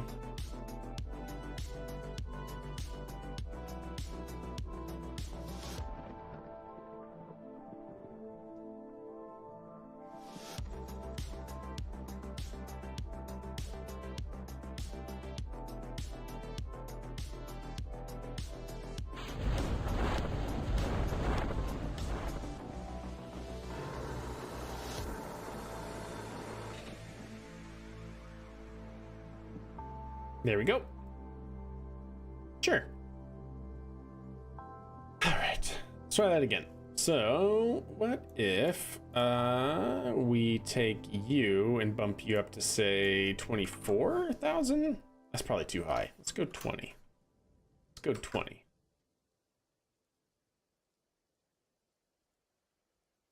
That might even be too high. So max Q, right? Maximum dynamic pressure is essentially how much force, compressive force from the aerodynamics is acting on your vehicle.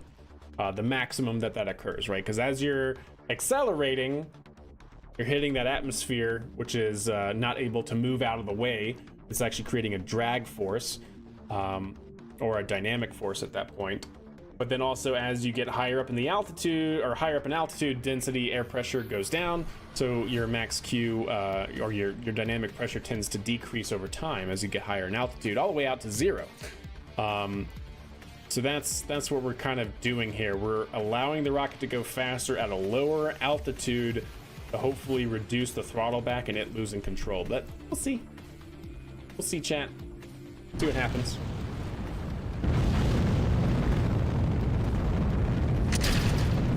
All right, and we're away once more. Roll program is good. And now pitch over maneuver.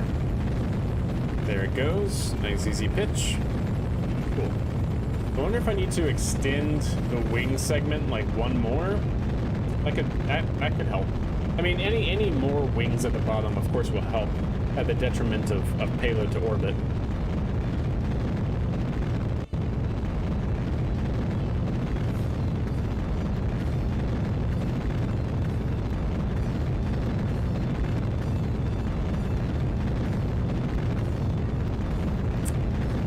Don't know why.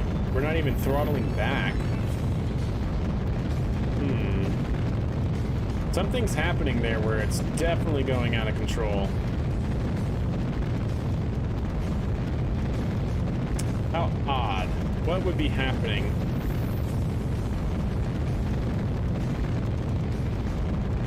Because that time we didn't throttle down and it did the same thing. So where is that control loop? What are we printing out right now?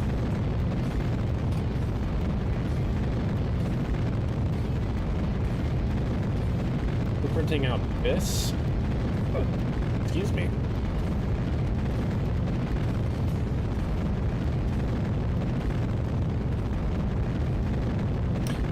Something happens within our control setup.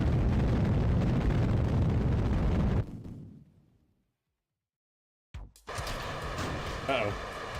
This is fine. Totally fine, chat. Okay, there we go. Totally nominal. Everything about this is nominal?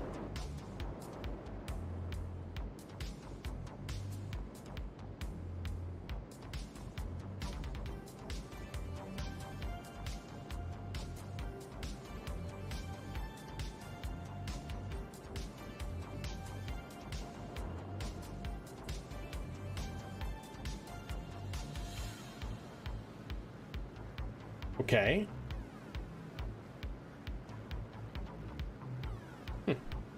Okay. Reminds me of that one Cygnus log. Yeah, it does. Yeah. Alright, so what is going on? Where do we have a change in roll control or something?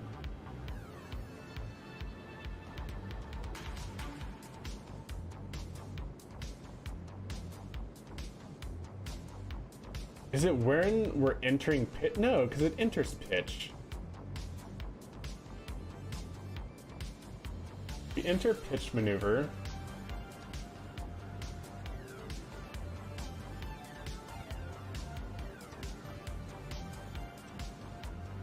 Nice. So right now, chat, and we can actually even lower this a little bit.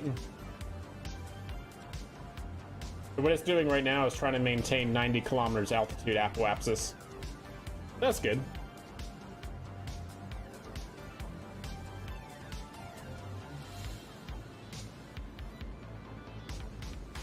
So that's why you see it kind of doing this. It's a PID control loop that's trying to maintain 90 kilometers altitude. So why, oh why, oh why?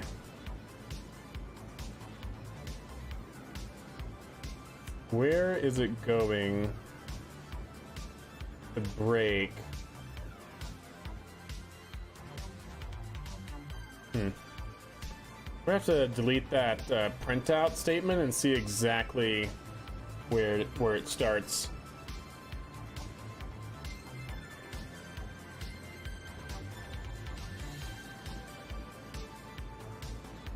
And I guess start debugging by commenting out stuff and whatnot. But let's see if it'll actually get to orbit. It should.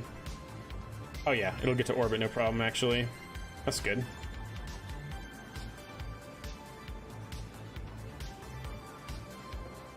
There we go, shut down.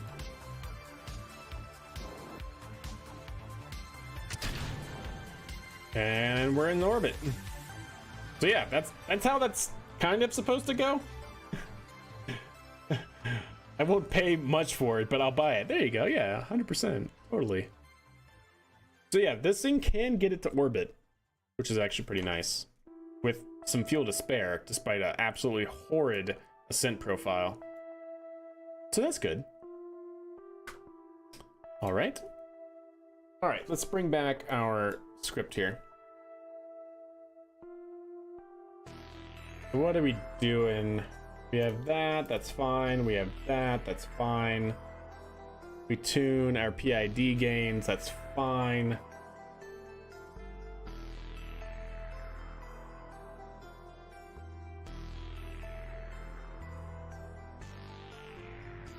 Then we enter our roll program. And that shouldn't be anything bad. We do exit the roll program, and it does say entering pitch maneuver. Yeah, it does get to this line. And then it seems to go out of whack. Let's go here. We no longer need this. Go ahead and delete that. And then I think...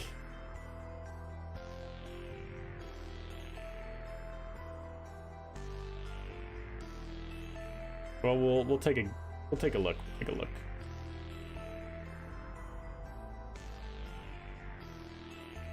Shouldn't be there.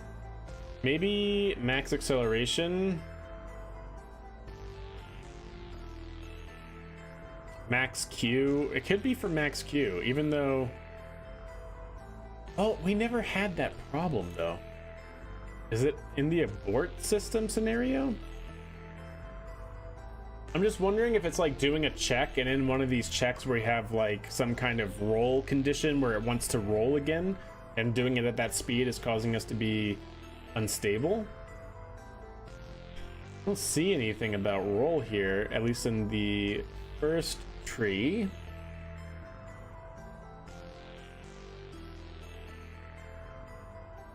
So it's not there. Max Q.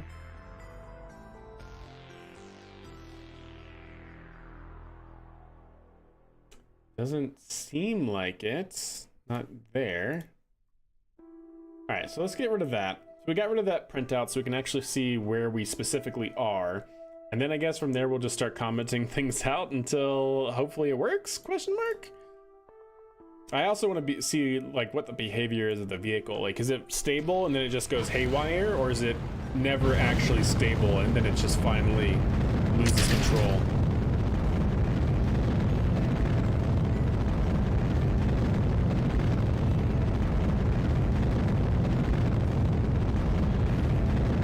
So we're in roll, now we're entering pitch. And for the most part, it seems okay. Oh, you know what I forgot to do, chat? I forgot to put these off of inactive. So that's certainly not necessarily helping, question mark. Certainly don't need those adding to our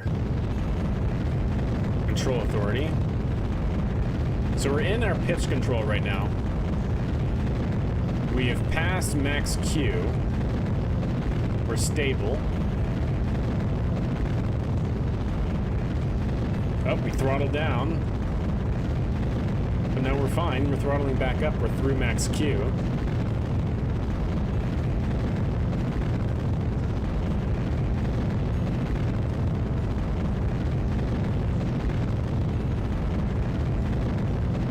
Okay, well, stand by. Let's see if it'll go through Seco or through Miko. It was definitely out of control by now, right?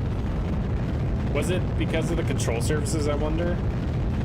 Or I also wonder if it was actually because of the print statement causing the control system in Python to run too slow. Maybe a couple of those things, actually.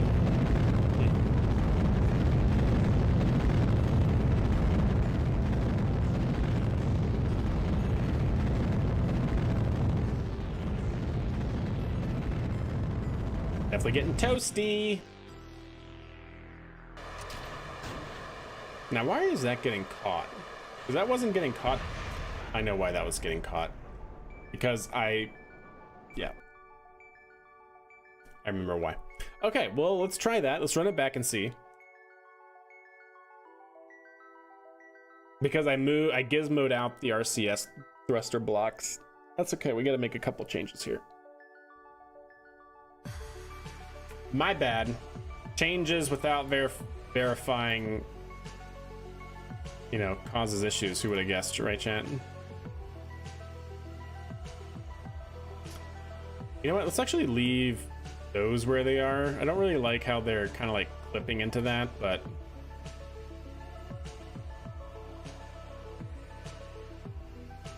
maybe we can just move them in a little bit, like halfway. Because if I move them in too much, the gimbal of this will actually cause them to overheat and explode, which is fun, but less than ideal. Yeah, we'll try something like that.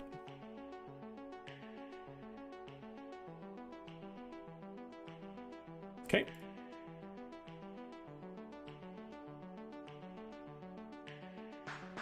Yep. That, and then we gotta come down here and do this.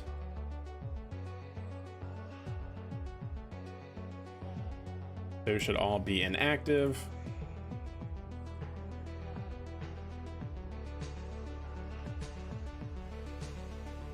There we go. All right, let's try it. Let us try it, chat.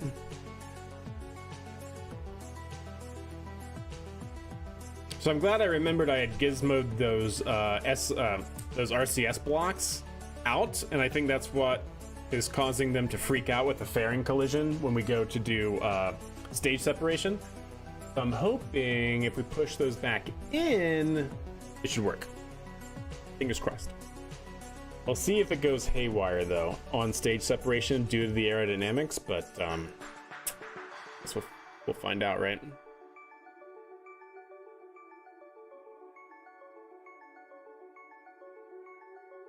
I guess we'll just have to find out. All right, let's see. Everything should be good to go. No Kerbals on board, right? Just in case. Yep. Let's see what happens. Boop.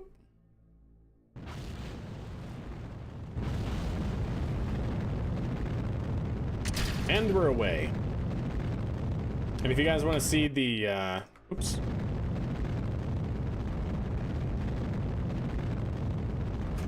The tracking of our aerodynamics, look for maximum dynamic pressure. Where does it say our dynamic pressure? There it is, dynamic pressure. We should be tracking 20,000 pascals. So it's only at 20,000 pascals should have been throttled back to try and track.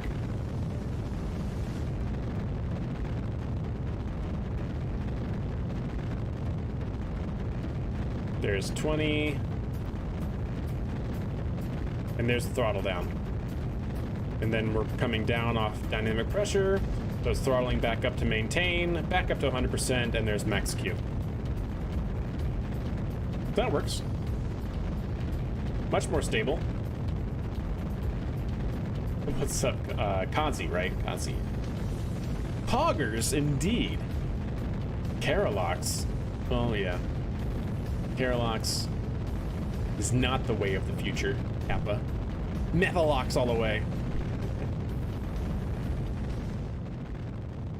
All right, stand by for staging. I'm really worried about the aerodynamics of this thing during staging, but we'll find out. Hopefully the RCS will be fine.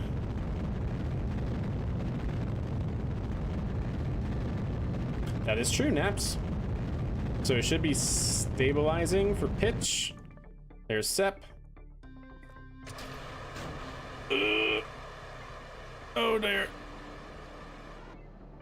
Why is RCS? RCS was on, but it wasn't. Doesn't seem to have been actually activated.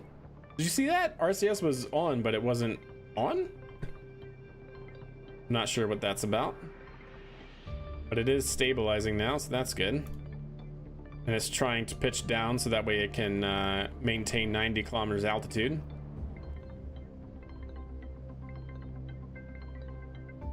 Yeah, the RL10. Okay, now that we're in space, let's go ahead and drop that gimbal authority. Make the system a little bit smoother here. Cool.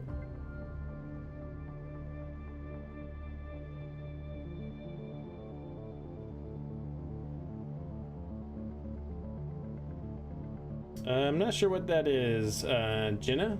So, yeah.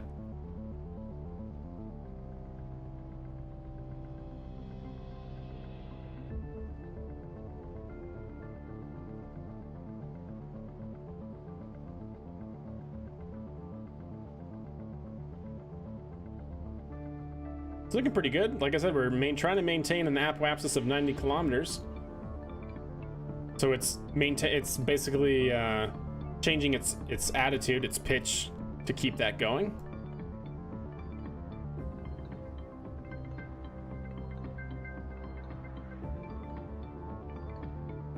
We have a really high inclination for some reason though. Not sure why. But I was thinking that we put our inclination set to 0.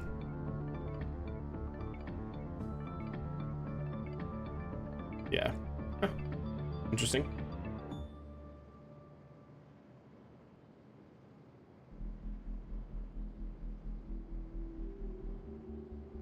Should be coming up on Miko. Or sorry, Seiko. Second engine cutoff.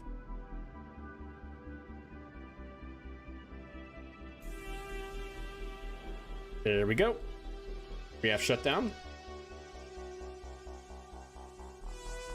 Vehicle is stabilized. And we should have successful exits. Awesome. After the 3 control loops for closed loop guidance. Good. Not bad. RL10, love RL10 is life. Yes, that is, I do very much enjoy the RL10, 100%. It is a beast of a rocket engine for an upper stage for sure. There we go. I also love its conceptual use on landing vehicles, like the Mars Descent vehicle, the MAD V. Pretty crazy. All right, let's go ahead and separate.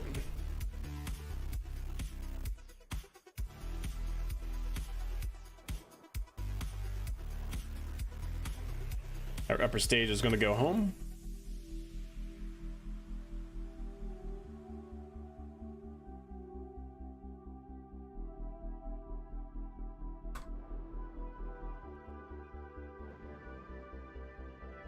There it goes. Sending it bye-bye. And now, chat, we should be able to open up the RCS.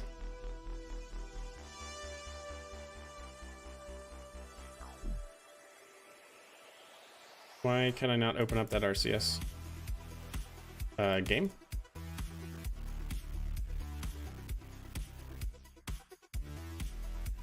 Oh, this has no probe control right now, of course. Because we're in the middle of communications. My bad. I'm actually a little surprised about that.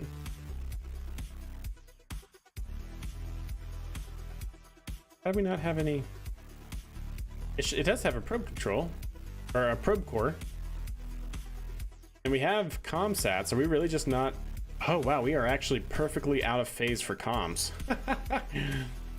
Because we have, right? We have one there, Kydris, and we have one there. How's it not getting Kydris from that? How are you not getting Kydris? Doesn't make any sense. These other ones are getting connection.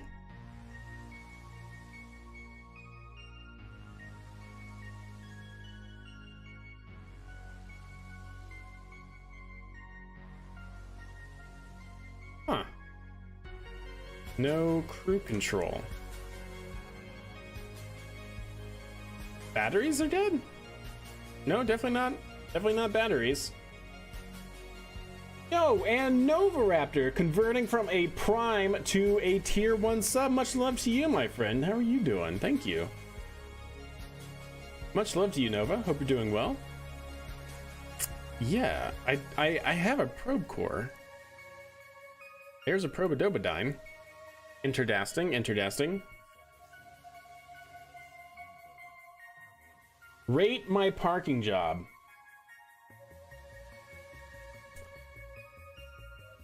10 out of 10. 10 out of 10 would go again. Yep.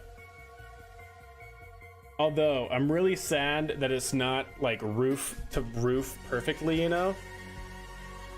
So maybe a 9 out of 10, all right? 9 out of 10. I mean, I think that's fair. Come on, it wasn't like roof to roof. That's where it needed to be. You've been lurking? Indeed, I saw you. I saw you earlier. How do we not have any? Are we ever gonna get it back? We have Kedris satellites. We have relay satellites. Kedris 3, Kedris 2. Yeah, we have 2 satellites spaced 180 degrees apart, which I mean, I know we can be perfectly in the occlusion zone, but we shouldn't be. Comnet path. It shows that we have a comnet path. Am I missing something, chat? It'll be ready for the next monster truck show. Solid. Good. Good. I just don't understand. We have a probe core. We have a probe core. I'm confused. Let's just time warp and see. Ah, okay, there we go. Which one did we get connection through? So we were just occluded. Wait, no, that's through a ground station. Why did we need a ground station? That's one of the extra ground stations from Kerbin. Are these Kedris satellites really not powerful enough to get there or something? Confused. You have a thrustmaster and a foldable chair, so I'm now part of F and R. Solid. That's actually awesome. How are you liking the thrustmaster stuff? If I played like DCS and stuff, like flight simulators more, I definitely would want to get something like that. Yo, and another drink. Where's my water bottle? There it is. So we're gonna do kind of like a once around chat and hopefully be able to guide this in for a nice easy landing.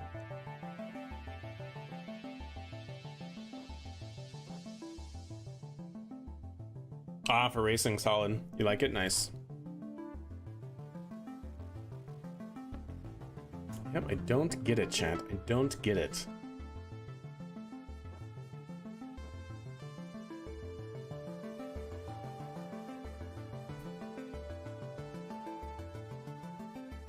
I don't know. I don't know why it's having to go through the ground station. That bothers me a little bit.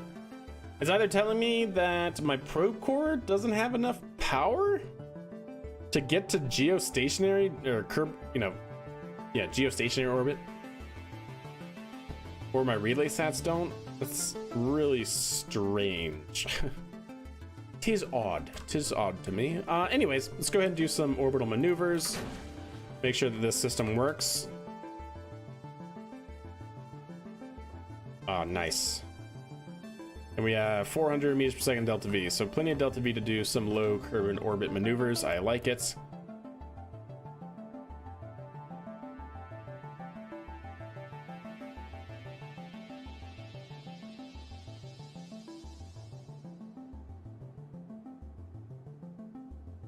Yep, very nice. And then let's go ahead and try to line ourselves up for a return at KSC. So we'll want to do, I don't know, some sort of re-entry here. It'll be pretty steep, but that's fine.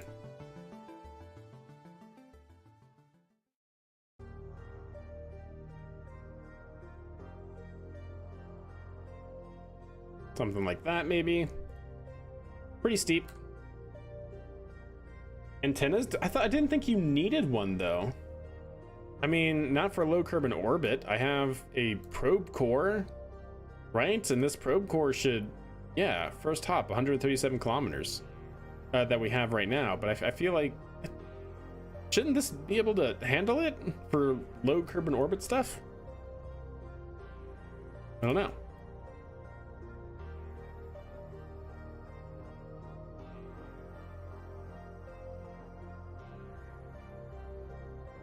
So we're gonna do our deorbit burn here and see if this can get through the atmosphere and whatnot back down to KSC. Boom, boom. So let's go ahead and I guess time warp to that maneuver.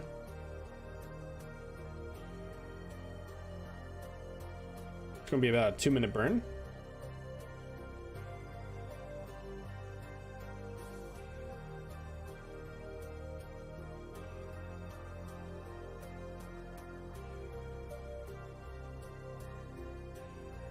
I really like the shuttle, chat. Pretty solid, if you ask me. Does this have a way to integrate on the back end here? Might be missing that if not.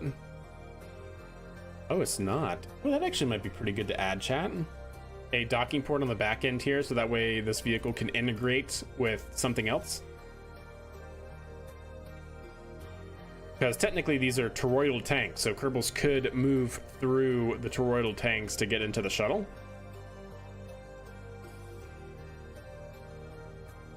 Or even if it's not for transferring Kerbals, because we also use this hatch for transferring Kerbals, at least to, you know, connect to some sort of interstage or something. Yeah, I got you, Naps, no worries. No, it's more of like I'm questioning, like, should this not be able to handle it, the probe core? Because I was under the impression that a probe core should, but yeah, maybe not. I don't know. Maybe not that particular one. But we seem to be fine now. We're getting communications from the ground station here. Yeah, we're not getting it off of any relay sats, which is interesting. Hopefully that doesn't mean that this thing is going to be lost through entry. That'd be a bummer.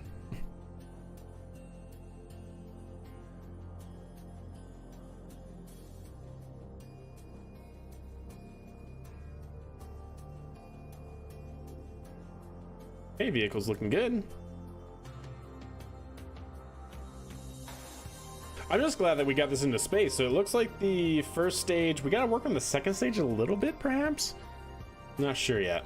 I might need to, when it's stabilizing pitch, turn on the RCS. That might actually be what I need to do. Because it seemed like there was a delay in turning on RCS in between, while the game and the control system was thinking about what was happening, you know? The game state hadn't changed, so there was a delay.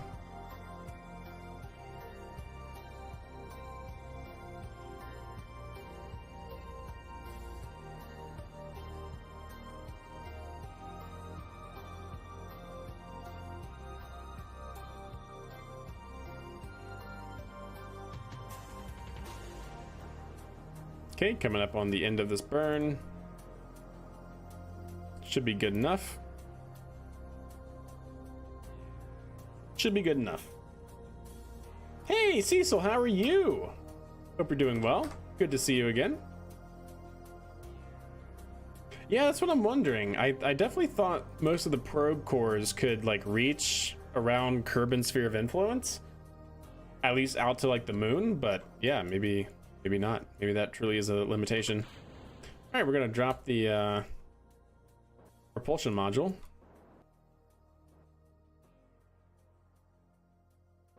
And prepare for entry.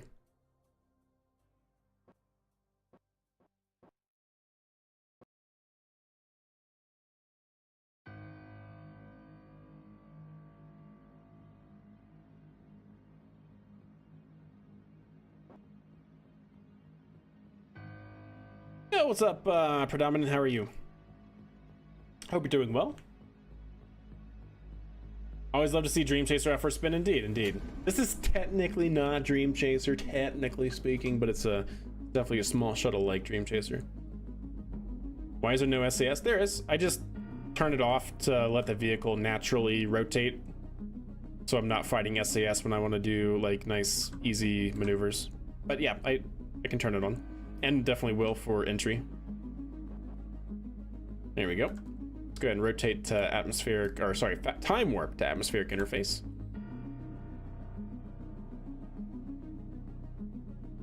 Did you make sure that caps lock is enabled? What does that do?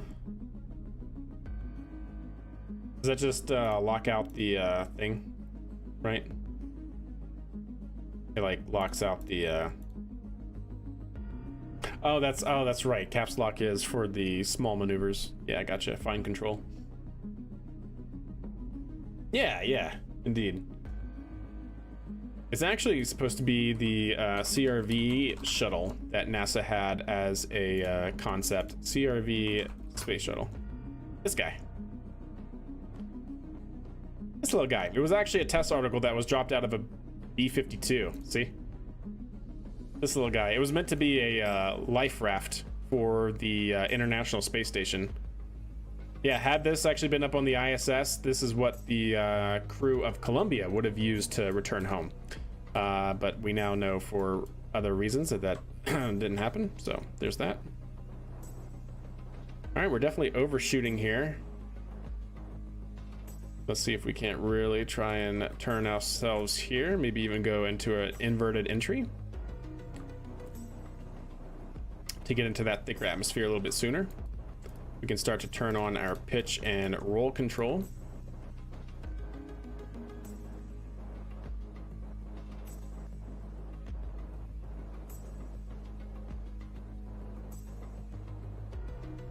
Yep, and then SNC pod, yeah, exactly, pretty much. I don't know if we're gonna be able to get that back. This thing does not have the best glide. Wow, this thing is actually cruising, chat. I actually really thought this was gonna have way less, way more drag than it does. Hey, whatever. We're learning. Why do they drop stuff off B-52 instead of any other different vehicle? For example, X-15 was dropped out of B-52 as well. Because the B-52 can carry massive things like that without any problem. Right, like the B-52 can fly super high, can fly pretty fast. Is a well-proven, stable vehicle because it is designed to also have things propped off to the side, right, of the wings. Just an all-around good vehicle for it, honestly.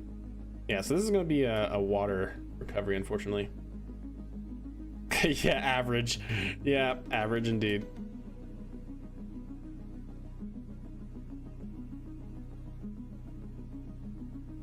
All right, we're only pulling a minor 6 Gs on this turn here. That's fine. Send out the recovery boats.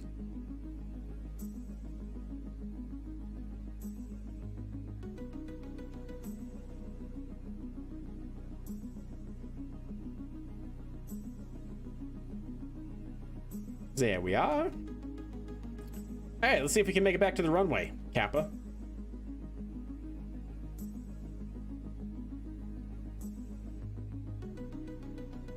Pretty sure this is in the re-entry path. How would you know? Maybe it is.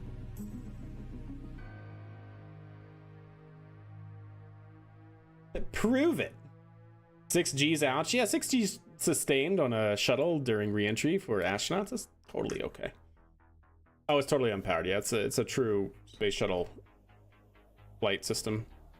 Glider. So we actually ditched the propulsion module that was back here, right? It was attached to this docking port before entry. Hey, look, we're flying. We're flying pretty well, but at a 10-degree angle of attack at a negative 10-degree pitch. So, you know, it's a flying brick like any space shuttle. All right, let's get down on the ground so we can recover.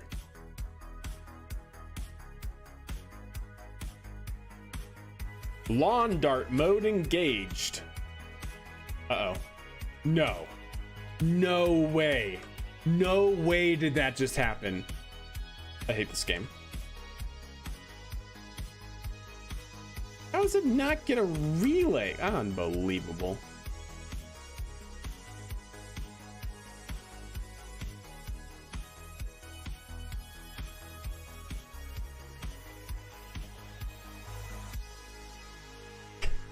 What is this? Ow! I have relay sats around Kerbin. Out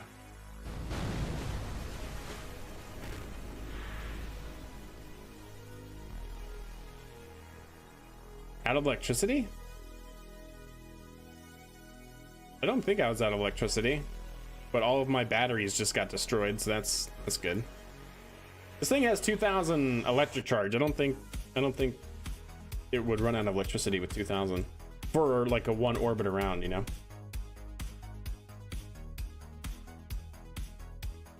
Hey, look, it's now a boat. Great. All right, so I want to test that again with a small change to our flight system. The F4, yeah, just add more thrust now. Of all the times, I know, right? Okay, this can also go down a little bit, I think. I want that to be what it used to be, which was like 900. That should be all fine.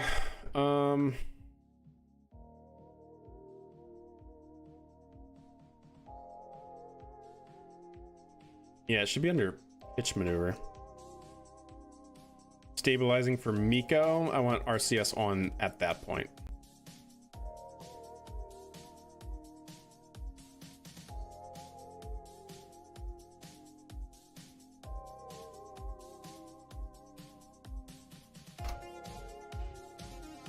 So yeah, RCS should be turned on before Seiko actually occurs. Or sorry, before Miko actually occurs, I should say. So after the sleep. So let's see what that does and see if the second stage can remain stable during that. That'd be really pretty nice.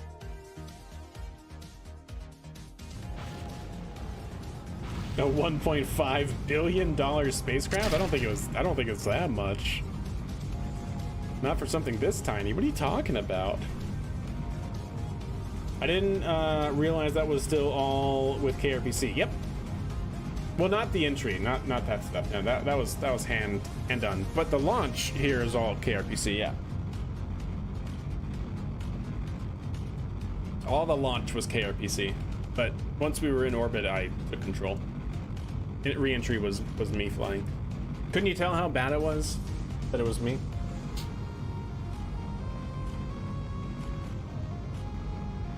That is true, Fuzzy. Maybe.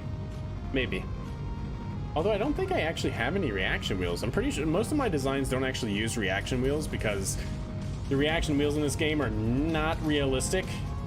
So I think I only use this as my reaction wheel. Because doesn't the command module have a reaction wheel? So I don't have any separate ones. But yeah, still could be. I would just be shocked. Shocked, I tell you. If that was the case.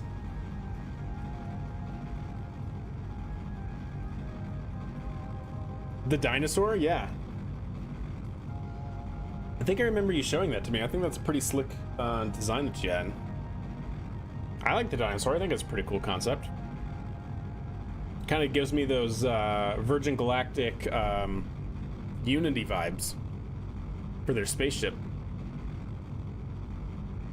All right, stand by for stabilizing under Miko. Stabilizing pitch for Miko. There we go. Shutdown. RCS is on. Wait. Where's RCS though? Wait, why does RCS wait to come on? Oh, that's so weird. I wonder if I need to turn SAS on during that time. Oh, I do need to turn. I'm so silly, chat. Hold up. I think I'm silly. Stop it. I think when it goes into Miko, I turn off our control authority. I think I disengaged the autopilot. I do disengage the autopilot. Ah, that would do it. Oh my goodness, chat. Okay, we figured it out.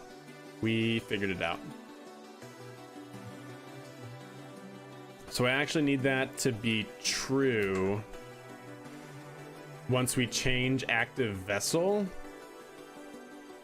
here. Yes, here. I think I need it to be there. And just to see if it works, I want to put it there as well. Okay, try that. Wait, this is Rocket and Tying controlled in Python. Yeah, entirely controlled in Python for the Ascent profile. Yeah, indeed. There you go, Fuzzy. Indeed, giving Vulcan X New Glenn vibe with a twist of a Carolux first stage. 100%. Yeah, 100%. Yeah, I kind of, it's actually, believe it or not, like the first stage design is very much Atlas, like early Atlas. Atlas Agena, right? Because the early Atlas had the outboard sustainer engines. See those? And the early Atlas also jettisoned the sustainer engines. So I was kind of going with this. I didn't want to jettison the sustainer engines because this thing kind of needs as much oomph as it gets. But yeah, the early Atlas Agena rocket had those outboard 3-engine configuration. Atlas is such a cool family of rockets, chat. Really dig it. But yeah, that's kind of what I was going with for the first stage inspiration. And then the reason for the little winglets here is because this thing at the top generates way too much lift for this thing to be able to control itself. You know, it actually would be interesting to see if, now that we fixed a few things in the code, if taking off those wings, this thing could remain stable. I'm not convinced that it could, but maybe.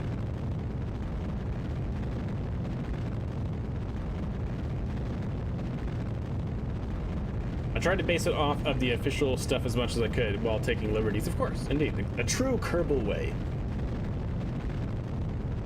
I don't want to do that because it's, you know, it's going to carry Kerbals, and in real life, you don't put human flight systems in a fairing.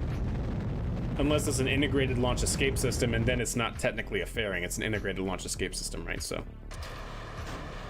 Okay, there's SAS.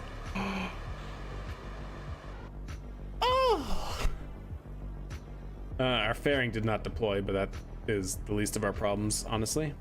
Oh, there it goes. It fell off. Well, how about that, chat?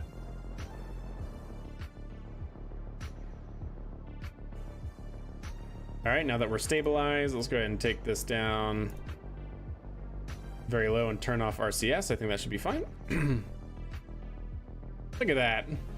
Look how clean that was. There you go. That's what we got to do. Sea Kraken coming in with a resub for 9 Kerbal years of support.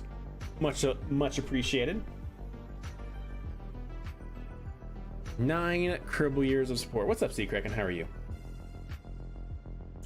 Hello, how are you? All right, I'm really digging that, chat, and this thing should be tracking 90 kilometers. Not bad. Wait, ULA? Not a fan of ULA? I dig ULA. I like them all. I don't think there's a launch provider I don't like.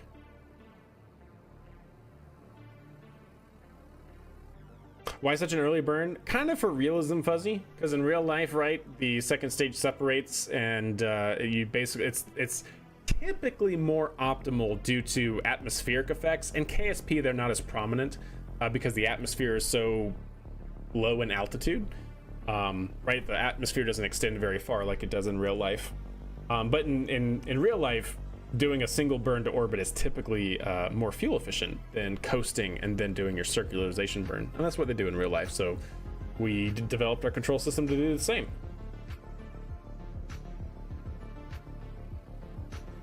What are you doing now, Nova? Are you still streaming other stuff? Yeah, Andrew, I definitely could probably optimize the trajectory, but for the most part, there's 100 by 83. I like it. Anyone launching fire sticks into space? Exactly. All right, well, I'm happy with this, chat. Are we good to put Kerbals in it? Can we put Kerbals in it? Are we good to put Kerbals in it, chat? Have we flown this thing with Kerbals in it before? Hold up, let me actually bring up my handy dandy mission log. So in my save chat, we keep a log of every mission that we've flown. And I don't know that we have. I guess it would be kind of near the bottom.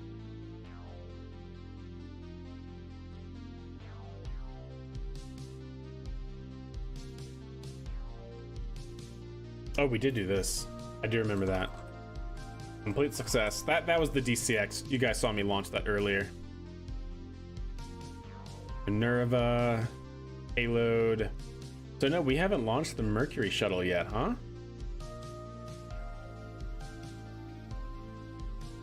We have not launched the Mercury shuttle. Well, I think it's time we did. But they're really screwed up a whole bunch of recently. More a fan of ESA and Stoke. I'm definitely excited for Stoke Aerospace. You guys see the recent first stage engine test fire. That was pretty good. Yeah, Stoke Space should be pretty fun to keep track of. All right, return. You know, 1 second. I do want to see how good this. Oh, okay, good. So the inclination seems to have been fixed. I don't know what was causing that issue earlier. Let's go ahead and return to vehicle assembly building. And now we gotta do this for real, but with Kerbals in it. So if you guys don't know how I kind of play this save, trying to be as kind of realistic as possible, if you will, where if we do spaceflight tests, we can run them in like a simulation mode, but for them to actually count, you have to run them without any reverts. So now that's our time to shine right now. Donovan, KOS. No, we're using KRPC.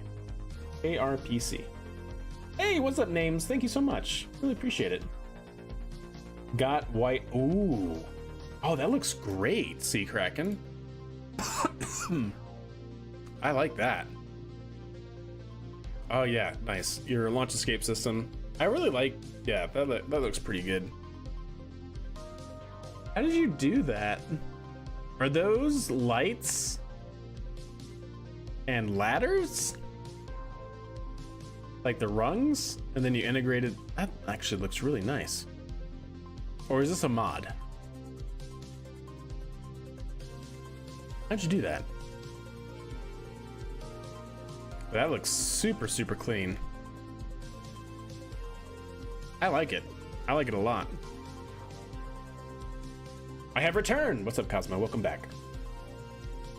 So those are ladder rungs, and then, oh, and then the lights turned backwards for fashion. I like it. Only mod is restock. Nice. Yep. Looks very clean indeed. Okay, let's go ahead and put some Kerbals in here, chat. Let's also get our flight log up and running. You know, oh, this was going to be DM1. This was not supposed to be DCX. I think I copy and pasted this somewhere. I think, or maybe not. No, that was DCX. Okay, okay, okay. Oh yeah. Almost high enough. Mission number 5, AHE.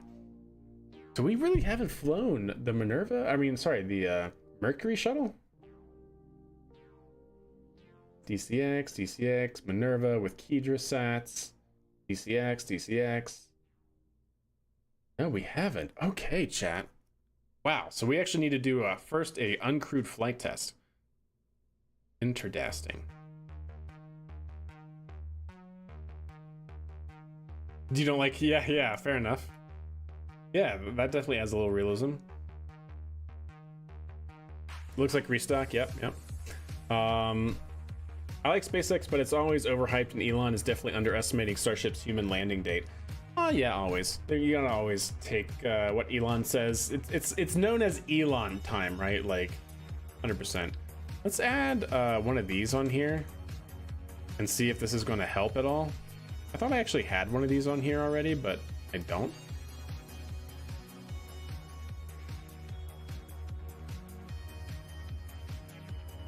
Maybe that'll help for antenna strength, but we'll see, I guess. Otherwise, everything looks good. That should all be turned off. Excellent. Okay, so we're gonna actually have to do our demonstration, our first demonstration mission here, which is gonna be uncrewed flight test. So that's gonna be MI8. Go ahead and control copy. Paste it. This is gonna be MI8. And then do we have a designation already for our Mercury shuttle? Minerva, no, we do not. So this is going to be the Mercury shuttle transportation system, or the Kerbal return vehicle. Which do you like more, chat? MSTS or KRV? KRV is Kerbal return vehicle because this vehicle's designed after the CRV in real life, which is the crew return vehicle, so it's the Kerbal return vehicle, or the Mercury shuttle transportation system. Unless you guys come up with the acronym for this system. Ooh, is that for Duna? Oh, that looks so good. I like your designs, man.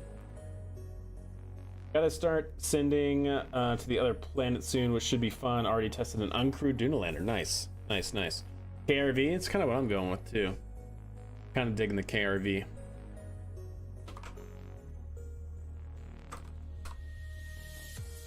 It's got a good kick, good vibe. That's right. All right, we're gonna do it.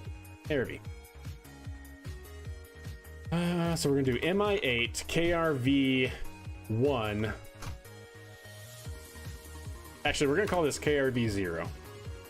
Minerva, this is gonna be the Kerbal return vehicle. KRV1. Oh, that's the launch site, my bad. That actually should go here. So this is gonna be launch pad 1.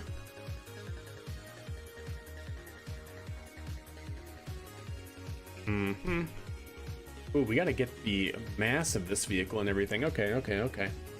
That shouldn't be too hard to get. Crew in a cost we'll get here soon as well. Actually, we can do that now. 95,453 per bucks. Mission objective: successfully achieve orbit. Yeah, successfully achieve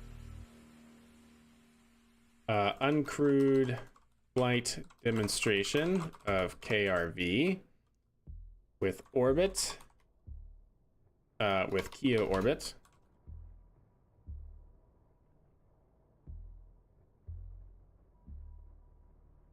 And we're going to be targeting 100 kilometers by 80 kilometers at an inclination of 0.0. And that's all we care about.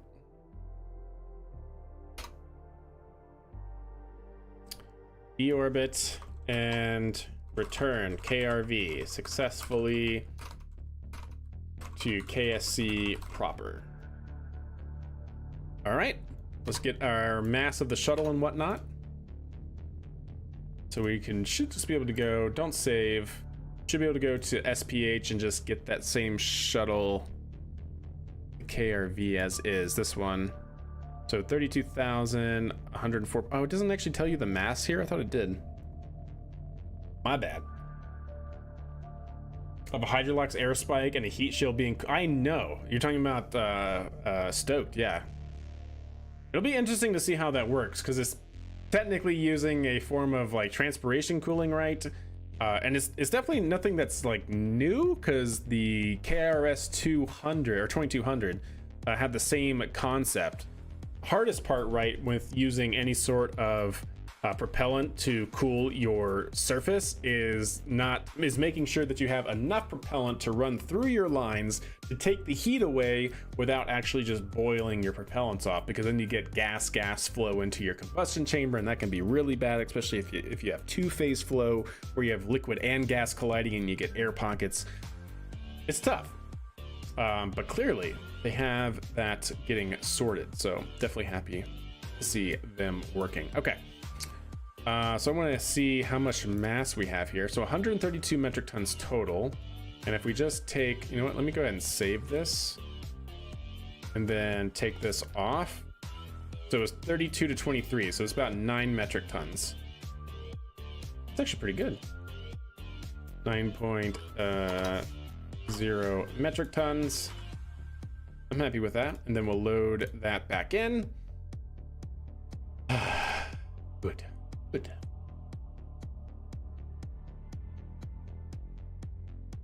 A little more eye candy. Yeah, I do. I like it a lot. I can see the realism. And that is what I like. If you couldn't tell. Okay. Let's see. So that should be total mass. No Kerbals involved. Get out of there, Jeb. You're not wanted. Let's go ahead and fly it. Put it out on the pad. Make sure everything is good to go here. We'll make sure to update this. This is going to be on 7/31. Where are you going?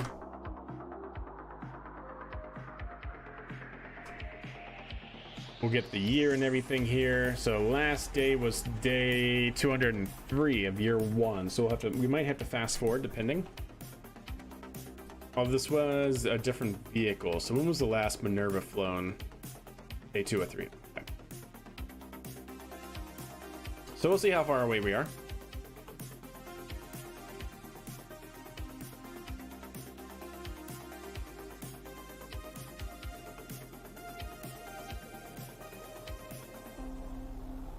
Not too shabby, if I do say so. And before we run this, before we fly this chat again on Twitch, in order to make sure that no ads are during the mission, we're going to go ahead and run a quick ad break. I do run ads manually, so we can eliminate the Twitch ads that run during stream. And so we'll make sure to chill here. I'm going to run through the checklist and everything, and then we will fly it once we are out of the ad break. So be right back, chat. And yeah, that should give us like an hour of no Twitch run ads, I think. Yeah, 63 minutes. Okay. So while they're chilling for around 3 minutes, let's go ahead and make sure everything is good here. We got to get our flight systems ready. We have to time warp a few days in advance because per my rules, if I'm flying the same vehicle type, lifter of Minerva, I have to time warp 16 days. Typically that's in the rule set just to make sure that we actually have time flowing during like when we do long duration missions. So we're going to go ahead and time warp to day 220, I think. Should just about do it. Oh, or 227, that's fine. Totally wasn't paying attention, that's okay. Love reusability, indeed, indeed, indeed.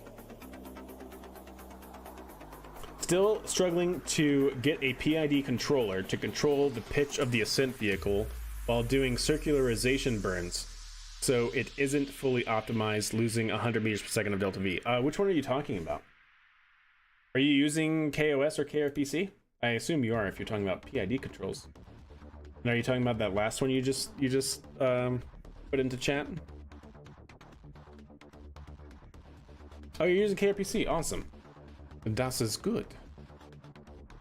So you're talking about like doing a single burn into your parking orbit, essentially? Is that what you're talking about? All right, so 9 tons. So we're going to be on day 227. Not 2000. We have 41. So we're going to launch this probably at like 45. That'll be the goal.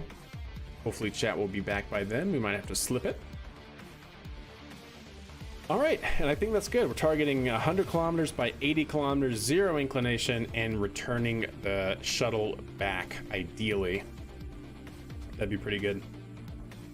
You are, yeah, it is difficult. I'll show you what I do, just if you want to see a method that seems to work pretty well. I haven't had a problem with it yet. Not steering logic. I want final stage. So what I do is I have 3 different control loops. The first control loop runs until my vertical velocity it runs until my vertical velocity drops below 0. So basically it runs until you reach apoapsis and your vertical velocity shows that you're starting to now fall back to Kerbin, right?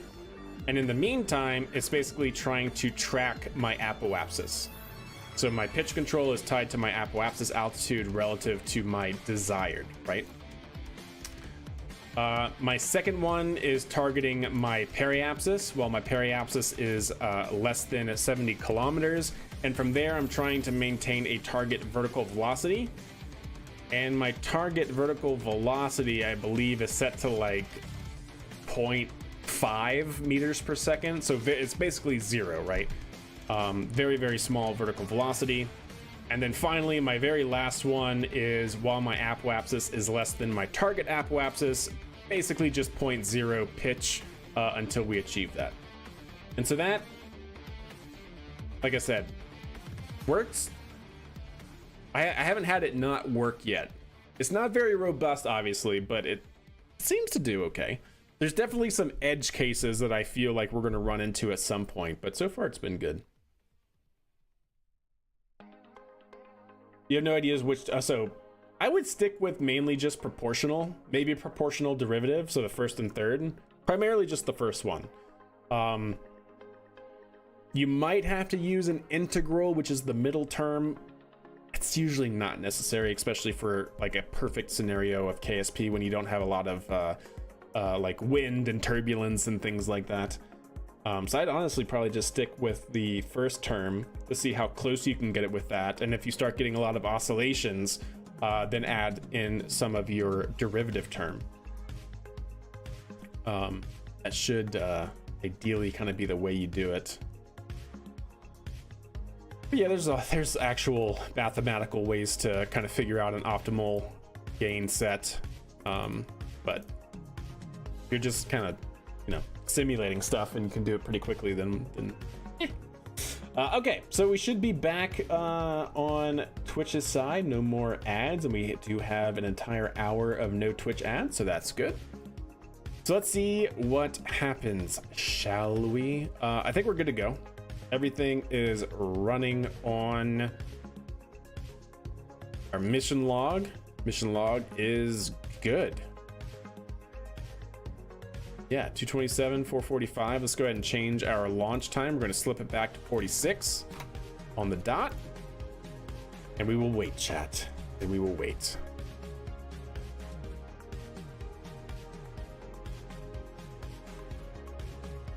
When am I streaming next? Should be Friday. Friday is my planned next stream. Monday, Wednesday, Friday, and the weekend when I can. Monday, Wednesday, Friday for sure. That's the goal. All right, coming up on flight. Stand by as we try and successfully achieve our first KRV to orbit.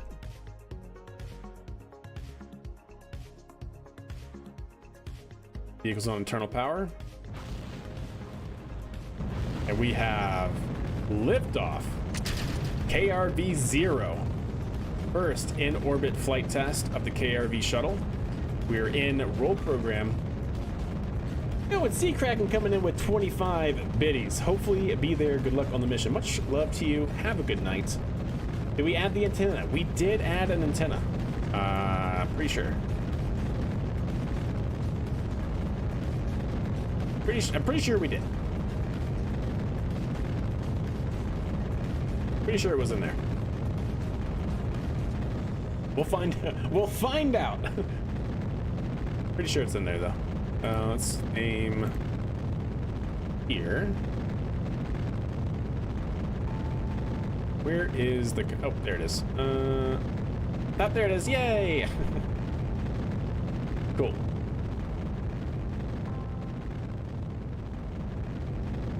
All right, vehicle made it through max Q.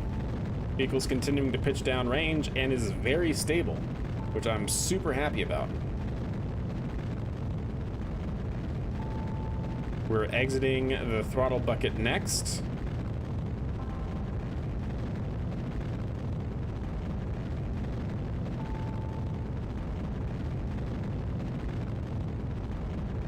Okay. So that seems good. Next should be stabilizing for pitch control right before separation. And I am nervous about the separation still. We've only had one successful test, but we'll see. Should start stabilizing here soon. There it is, stabilizing for pitch. RCS is on. SAS is engaged. Engine on. Vehicle back under control. There we go. All right, now that we're there, let's go ahead and bring the control down pretty low. It doesn't need a lot of gimbal, especially with the RCS on. So how high did we go? 93, okay. It should start pitching up here very soon. Not a problem.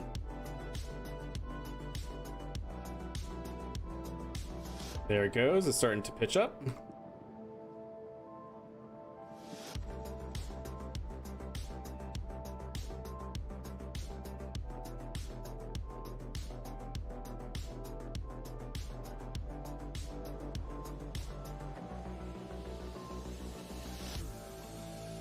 Maybe it needs a little bit more gimbal than that. Needs a little bit more control.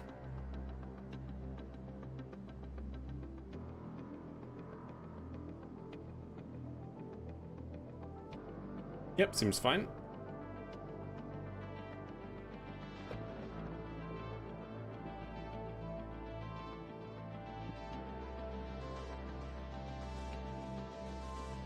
I probably need to tune the PIDs for the upper stage. Seems like they're a little strong, but it's okay. Either that or increase our deadband. So that way when it's within 100, when it's within a kilometer of 90, it just doesn't do anything. Because right now it's kind of over actuating, but all good.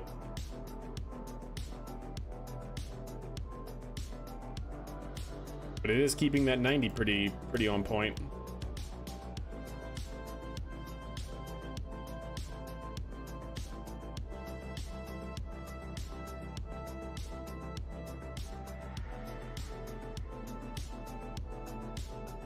Yeah, I probably need to add the deadband so that way when we're within a kilometer or even like 500 meters, it just doesn't actuate. So that way we're not doing this. Stand by for shutdown. And shutdown. Perfect. 100 by 83. Excellent. And separate. And while that's separated, let's go ahead and take you and rotate.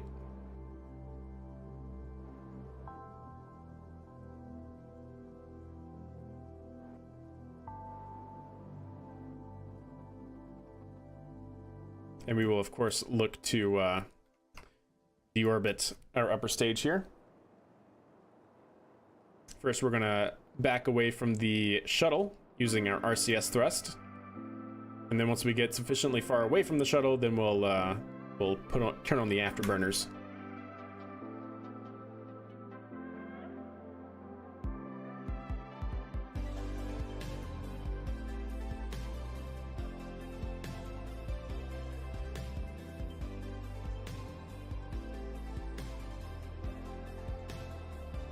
Hey, what's up, Evil? How are you? Hope you're doing well. There we go, and there we go. The orbit burn has begun for the upper stage. Of course, in real life, they would never fire the engines this close to a shuttle, but you know, we're in KSP. We can do things a little helter-skelter. Little helter-skelter, yeah. I'm doing pretty good, thanks for asking. All right, well, now that we're here, let's go ahead and cruise up to apoapsis. And then we will burn at apoapsis to achieve a circular orbit using our own propulsion to test out our propulsion system. And then we'll do a deorbit burn. And that should do it. Let's make sure we turn on our RCS.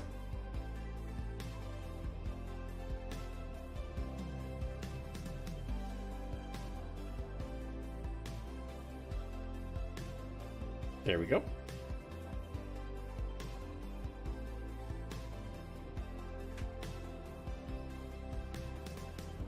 Totally not a big giant. Yeah, exactly. It's fine.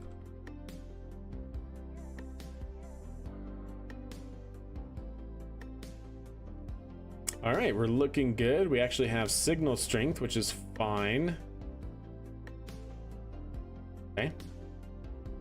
Are we, so the question is though, are we getting signal from ground or from relay? We're getting it from relay now, chat. Oh my goodness, awesome. So that was the problem, is that we didn't have a strong enough antenna to reach our relay sats in low Kerbin orbit. So that's good to know. All right, well, I'm good with that now. We can successfully relay. Awesome.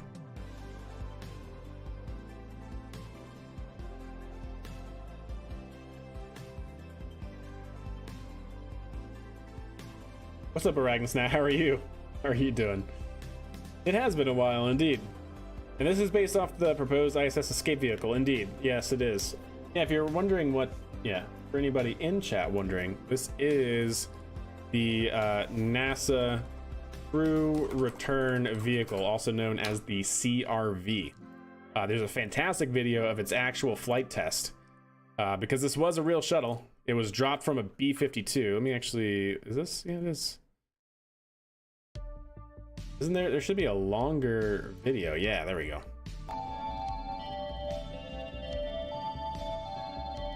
If there are accidents on the International Space Station, the crew has to be able to escape at a moment's notice. Yep, it's a lifting body. This will Yes, exactly, Evil. Yep, basically we have a Tidris. It's codenamed X-38, and it's being designed for a one-way emergency. Oh, this vehicle was so cool, chat. Of course, they had a working prototype, and then they scrapped the concept. Had this vehicle been operational and on the ISS, this is what Columbia would have used to return to Earth. But we all know how that story goes. This type of space plane is known as a lifting body. Yes. Technology is nothing new. The Russians were testing it back in the 1950s. These craft do not have wings. The body provides. All right, let's get to the flight test. The X-38 so of course it, you know, launched on a B-52 8-ball. NASA has to make sure this life raft could fly down through the atmosphere and make it back to Earth. You gotta love the old-timey like History Channel. It will be permanently docked on the International History Channel vibes. Ready for an emergency.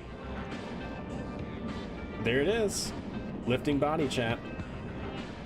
In this drop test, the X-38 is carried to an altitude of 45,000 feet under the wing NASA. of the B-52 bomber.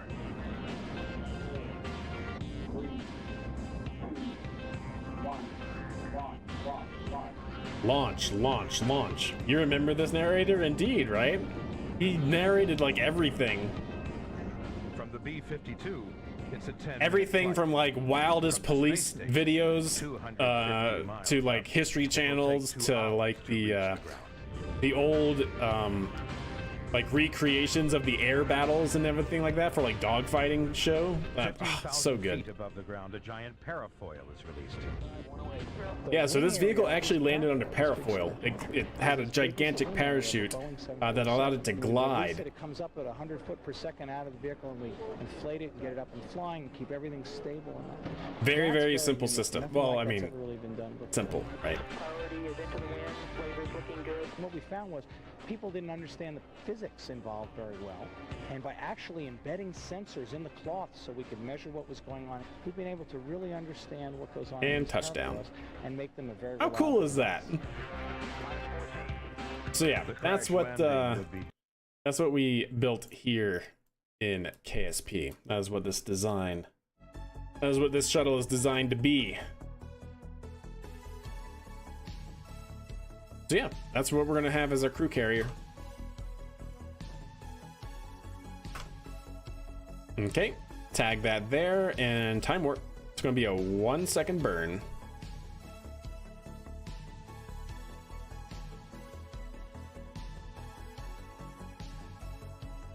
Need to get this footage, indeed.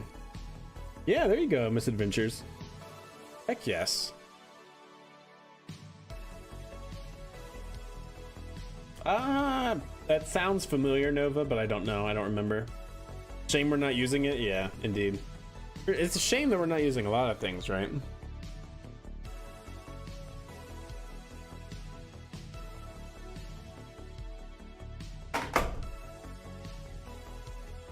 Oops. 23 seconds for a 1 second burn.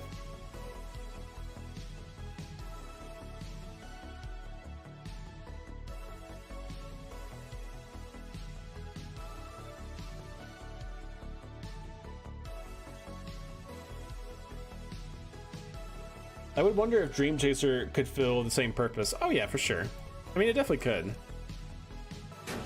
I mean, pretty much any of the crew vehicles that are currently active.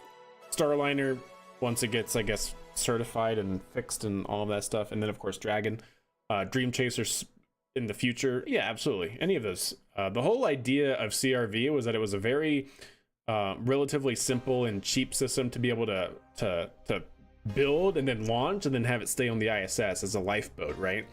But with commercial crew, because commercial entities are usually more efficient than government entities in building and maintaining space systems, Yeah, I think it could definitely operate in the same sense, right? Like Dragon, we've already seen have such an enormous amount of flights on it in such a small amount of time, right? Since when was its first flight?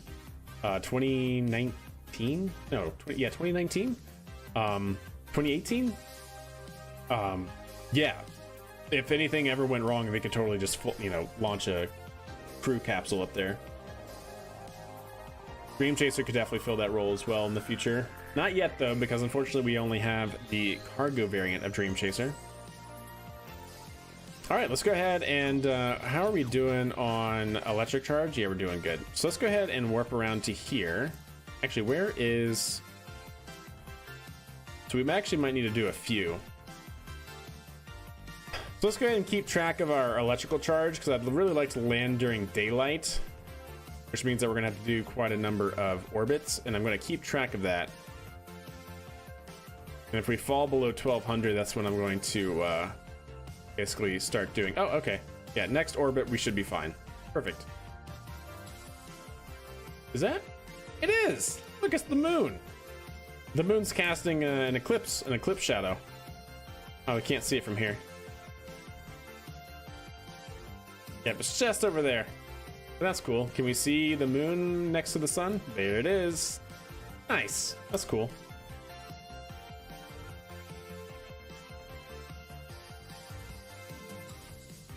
Oh, that thing. Yes. Yes. I do remember that. Mm-hmm. Yep, under a parafoil.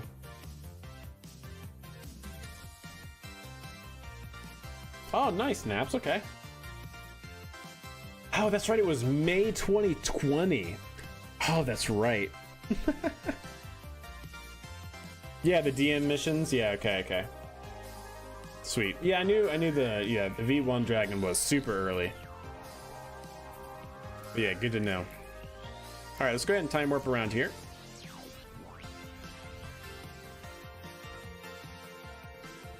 Now, the only thing I'm worried about here, chat, is I have no idea the reentry profile that this thing needs to actually fly.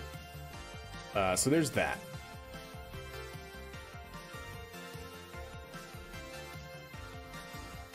Yeah, we haven't really done too many reentries on this, and by we haven't done too many, I mean we've tried once in simulation mode, if you will.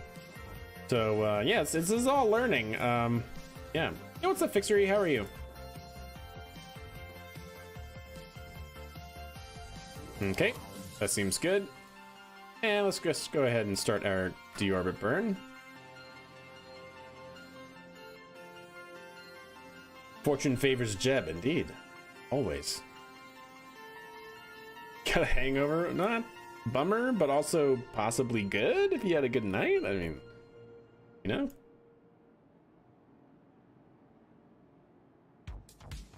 I hope it was for good things. All right, looking good. So this time I'm going to try not to go too far downrange like we did last time. I'm going to try to line it up in like this cove so we can actually use our lift modulation to change our downrange distance over time. But hopefully overshoot to make sure we actually do try to get back to the runway would be ideal.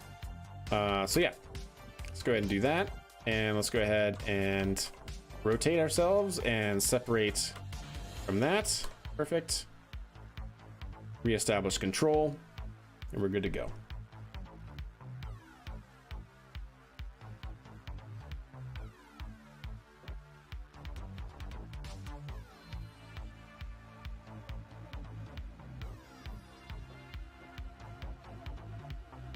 There we go, looking good.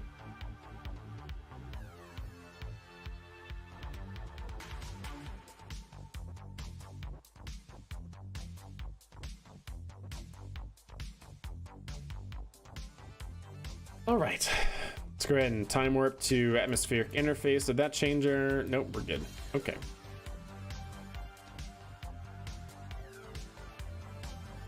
Still got plenty of electrical charge.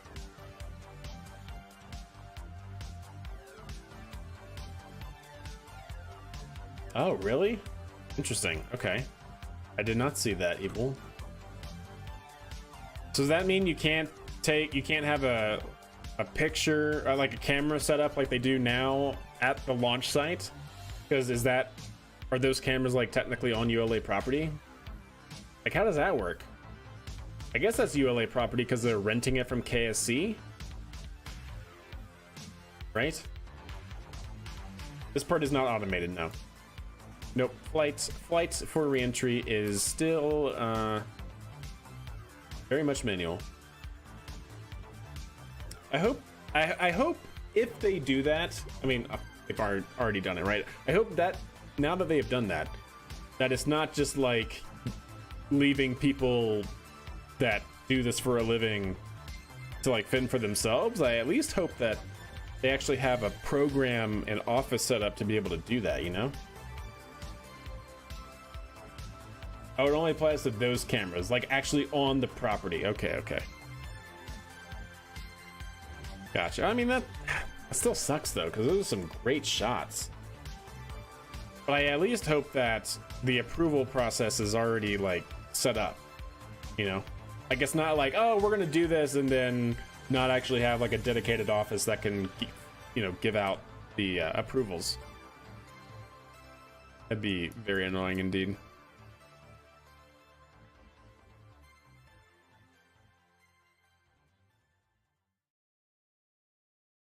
Hey, we're looking good.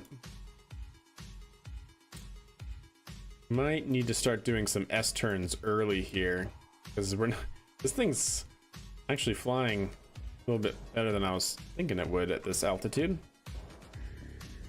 So we're gonna go ahead and start an S turn.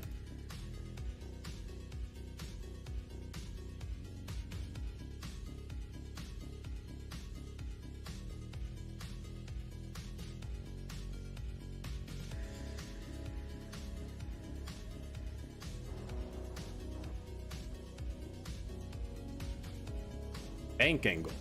Bank angle.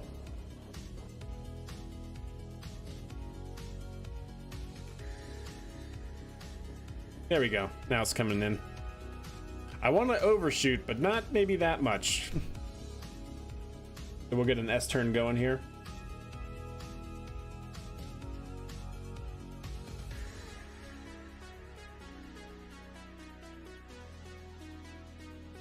Yeah, lots are pissed, understandably. I don't like change, especially when it means that something that I've been able to do forever now is no longer acceptable without like somebody else telling me it's okay, like that.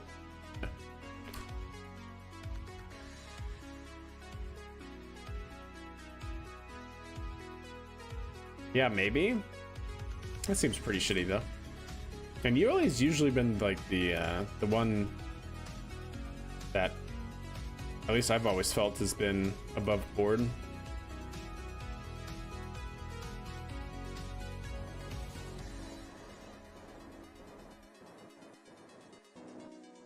Okay, we're still overshooting, which is not ideal. I don't want to overshoot this much if I can help it. So yeah, this is like one of those few vehicles apparently that actually follows the trajectory of the trajectories mod. Usually they're not quite this good because they're lifting bodies, and so, but this one I guess doesn't generate a whole lot of lift, huh? Come on, turn baby turn.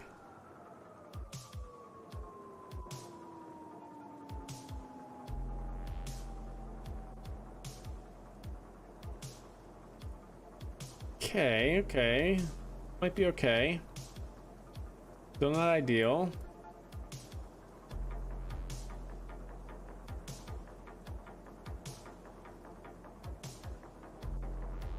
We might be able to get it back from here.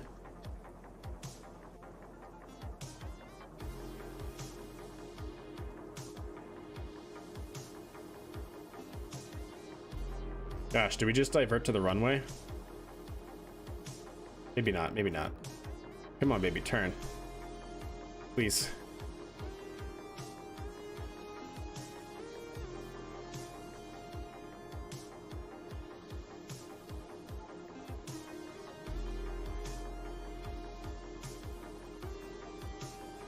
There you go. Turn it back around. This is fine, right? Yeah, there we go. We're good.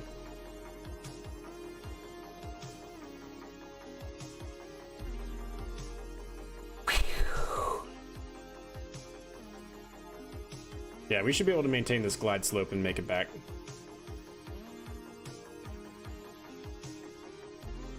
I understand if it's for classified payloads, yeah, but even still, it's usually an encapsulated fairing. So even still, like once a vehicle is rolled out, not even, you know, classified payload should not be a problem. But yeah. Yeah, this is fine. Don't worry, it's okay. This is fine. Yeah, it's not bad, right? I mean, it still flies like a brick. We're pitched down at 20 degrees, and yet we still have a negative 10 degree angle of attack, meaning that we're aiming this way, but we're flying not aligned with our nose. That's good. But yeah, let's go ahead and start pitching down a little bit more.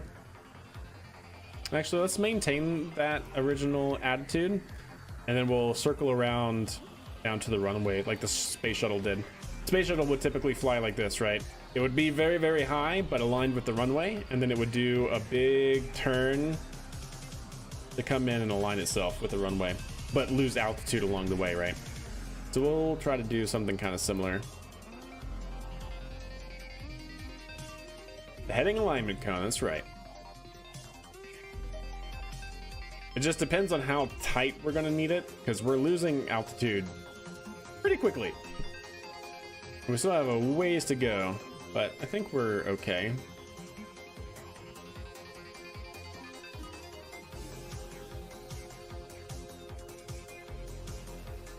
Yeah, I'd really like to get pretty much over it. Yeah, something like that, Evil. Yeah, that sounds about right. All right, let's go ahead and start our turn. So we're bleeding off speed, we're bleeding off altitude, all to come back and align ourselves with the runway since we're still very high.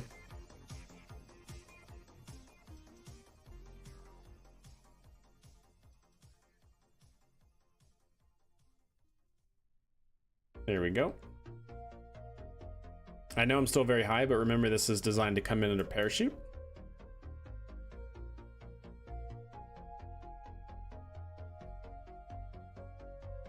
A dart? Yeah, I know, right? Yes, I'm sorry, Sleazy, I can see. I was a little busy going back and forth, but yeah, I can see your message.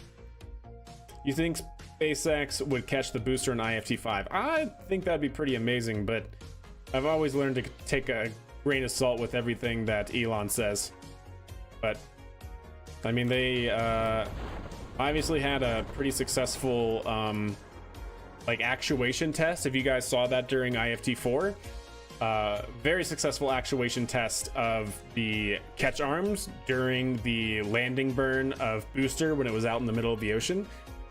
So they clearly liked what they saw in terms of the actuation arms on the catch tower, but it's still a very tall order to go from landing in the ocean to landing on the pad, let alone being caught by catch arms when it's in midair.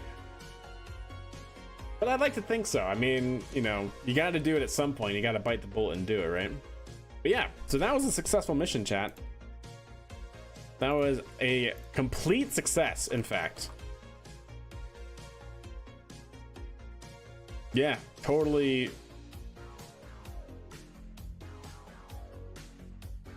Landed on the runway. And then, so let me see. Trajectories mod X is true location. I want to make sure I note that for future reentry profiles with this thing, that the trajectories mod is actually accurate for where this thing is estimated to land. So that's good to know. Yeah, not bad, right? Right, Sleazy?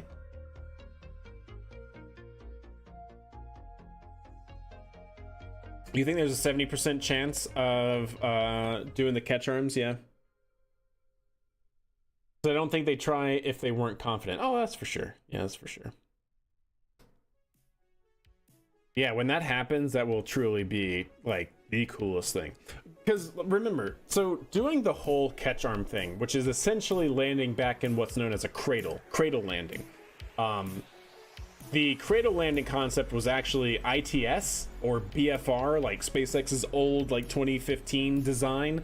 That was its original concept, was that it was going to take off from the orbital launch pad and then land back inside the orbital launch pad, no catch arm. Maston Space Systems, a small startup company that's now an astrobotics company after they unfortunately went bankrupt, actually tried to do the same thing with their VTOL rockets as a proof of concept.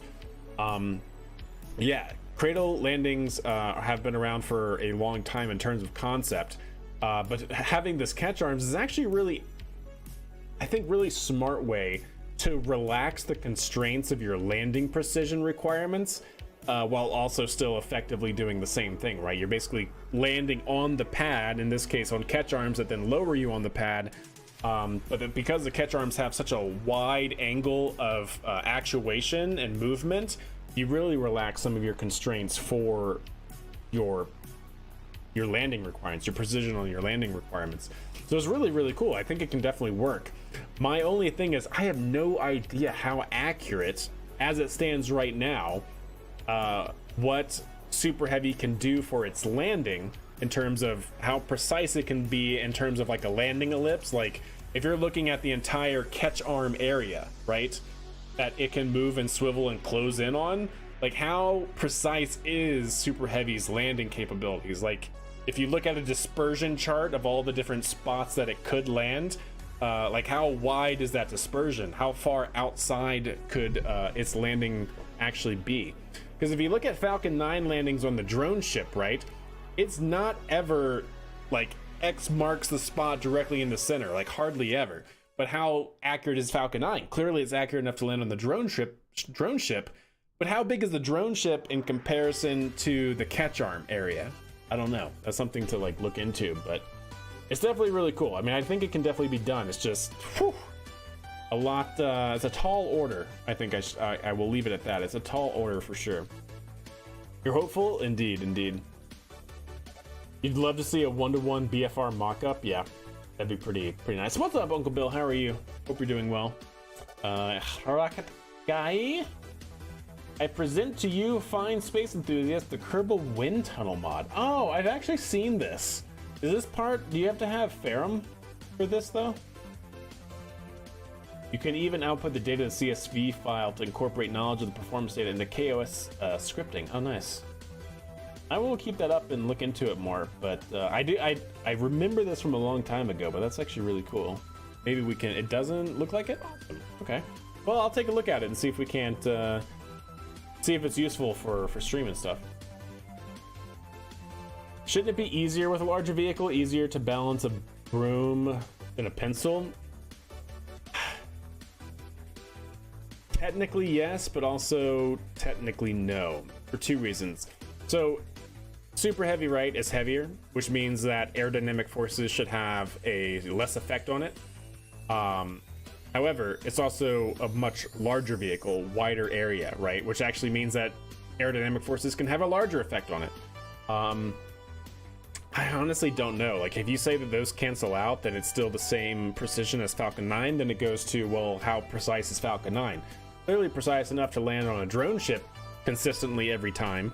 But then what is the area of the Falcon 9 landing dispersion in relation to the area that the catch arms can get to, right? So I honestly have no idea. I mean, we'd have to look at the pictures of the drone ship, look at the pictures of the catch arms, estimate the area that the catch arms can get to, translate that over to the drone ship size at Falcon 9 scale, and then basically look at however many past flights that we can get video of for Falcon 9 to estimate where Falcon 9s land on the drone ship to get the Falcon 9's dispersion of landing, to then translate that back over to Super Heavy.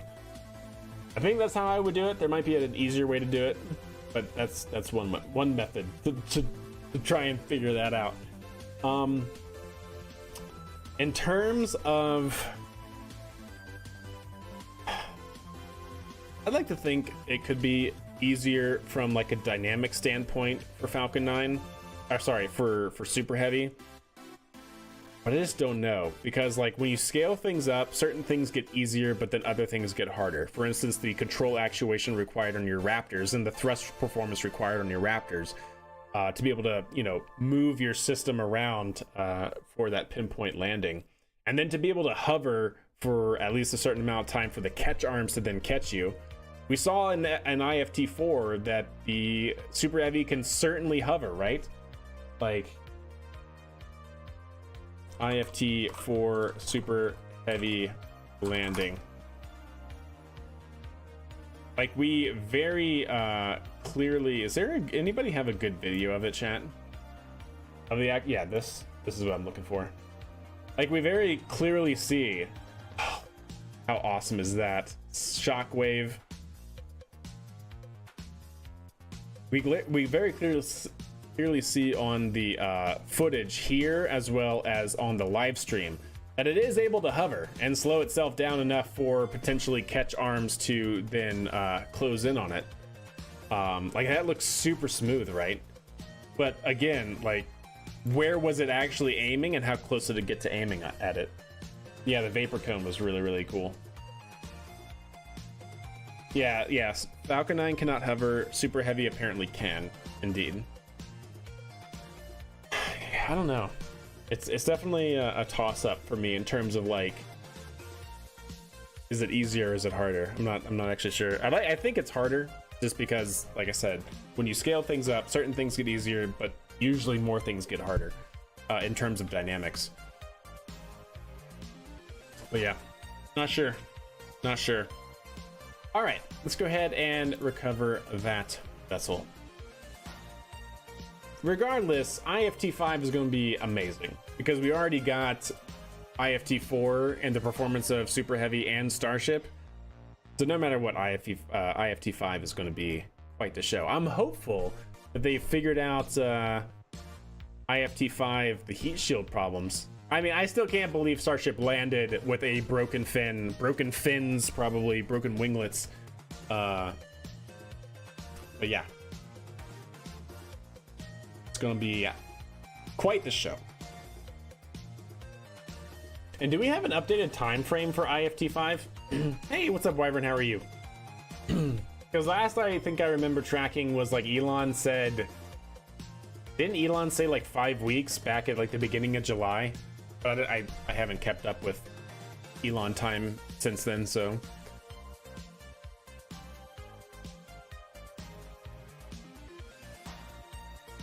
Early September. Yeah, nice, Nova, nice. You all lost your collective crap. Yeah, understandable. Yeah, Starliner is in a heap of trouble for sure. Late August or early September, cool. Yeah, thanks guys. Yeah, good. Been a little out of the loop. Okay, so what do we have left to do, chat? We do have a few missions that we can take care of. We have a couple of flights that can go to the moon. We of course have, oh, can I do this one now? Do I have a satellite that's already around the moon that has science that we can send back? That'd be pretty solid.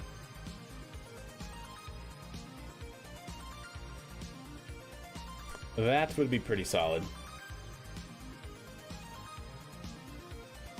Okay.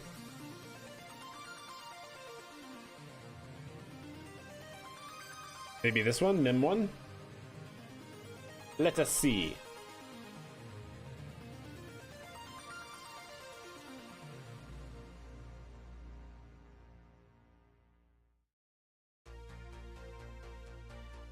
Yeah, I don't know. It's gonna be good. That color difference was a trip when the map loaded. Yeah, right? Like total nuclear fallout, toxic green.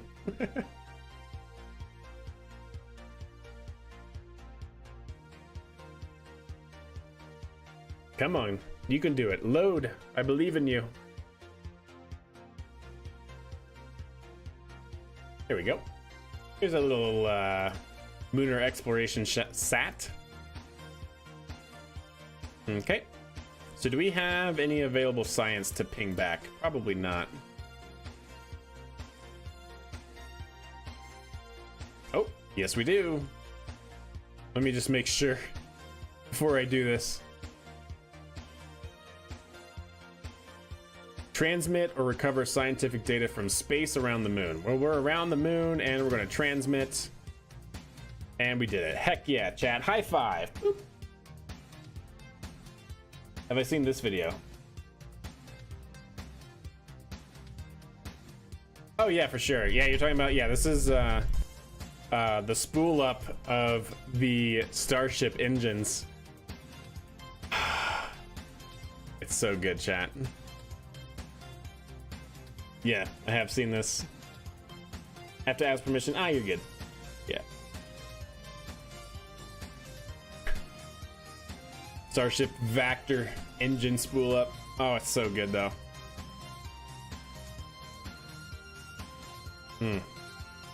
So hot. And there's the center engines. Yep, center engine spooling up. There's the purge, locks lead, and then ignition. Oh, it's so good. It's so good.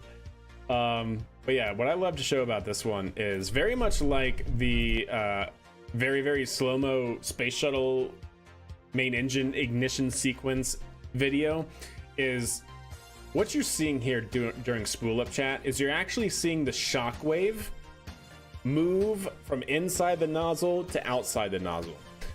So as the vehicle, or as the engines ramp up to full power, full rated thrust, you're actually seeing that blue cap shock move from inside the nozzle to outside. And what does that mean? When it's inside the nozzle, when you're getting that shock wave inside the nozzle, you're getting flow separation on the boundary layer within the nozzle walls. And that's not good, right? Luckily, you definitely don't want that to happen in flight at a sustained, frequency. But during startup, because it happens so fast, right? Like, we're looking at something happening at like tenths of a second. It's fine. But if the video wasn't so grainy, you would probably see the vectors breathe, meaning the entire structure will undulate and wobble, just like we see in the space shuttle main engine video. SSME startup slow-mo.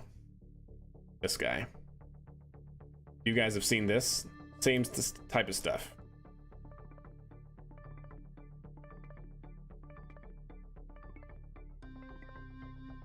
Why does this look so bad? Is this because it's a NASA spaceflight redo?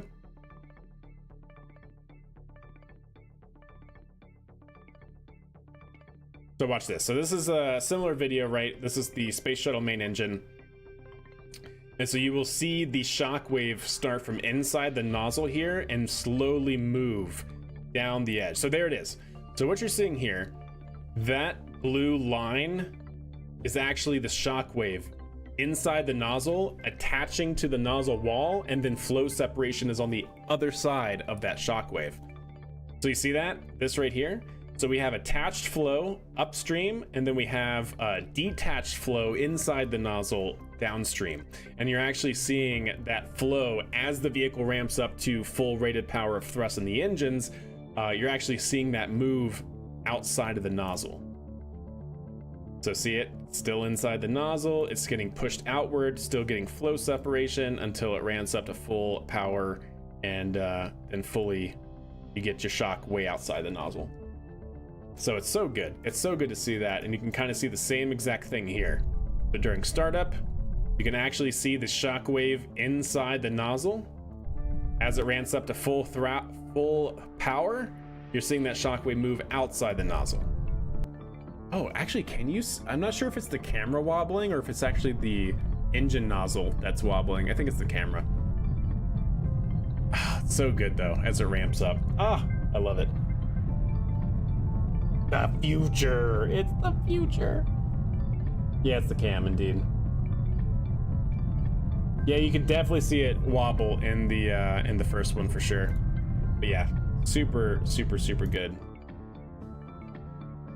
All right, well we finished that contract, chat. How about that?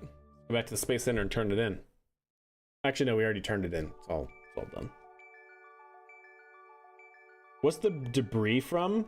It's usually just ice coming off of the starship and of the pipes that are down there, right? Because it's using cryogenic propellants. So it's using liquid oxygen as the oxidizer and liquid methane. And to have those things liquid, you have to have them very, very cold, like negative, I don't know, 280 Fahrenheit or whatever it is. Or is it negative 280 Celsius? Whatever it is. Very, very cold temperatures, right? Yes, negative 280 Celsius. Very, very cold. And so, of course, with any sort of water in the air, you're going to get condensation on the pipes. It's going to freeze because of the super, super cold propellants, and that will all get knocked off under the vibrations of the engines. Imagine SLS with 5 Raptors. Yeah, indeed. Okay. So that gives us a free spot to take another. I did not want to go to the space plane hangar. Gives us a free spot to take another contract.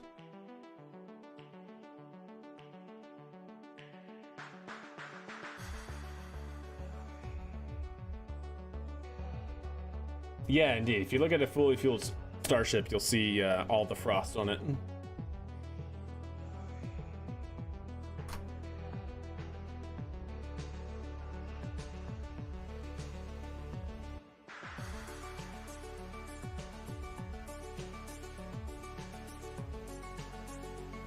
See? So yeah, when they're fueling Starship for static fires, they fill it up with cryogens. And so you can actually see right here, all of the ice there. And then of course, like I said, at the bottom here, all the pipes that actually go to fill Starship for static fires will also have all of its piping on the outside that actually is used to fill Starship filled with ice as well. And so all of that gets knocked off as the engines create a massive amount of vibration. You love it? Indeed, it's very nice. Very good. Let me actually go back. I want to see what other contracts we have. Also, how much money do we have now as well? We should have a pretty good amount in our bank.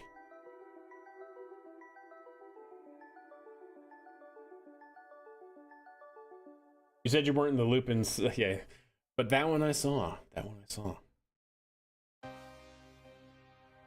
Yeah, exactly. Yeah, when it creates that cloud. What is up with the rendering here? My goodness, there we go. All right, so we're at 3,500. Sorry, 3.5 million. I really dig that. Anything else here? Another complex scan. Do we already have that one though? A complex scan of a moonstone, of a moon crater.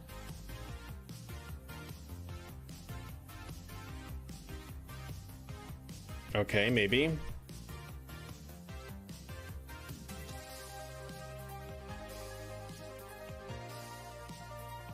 All right, we're gonna do this one.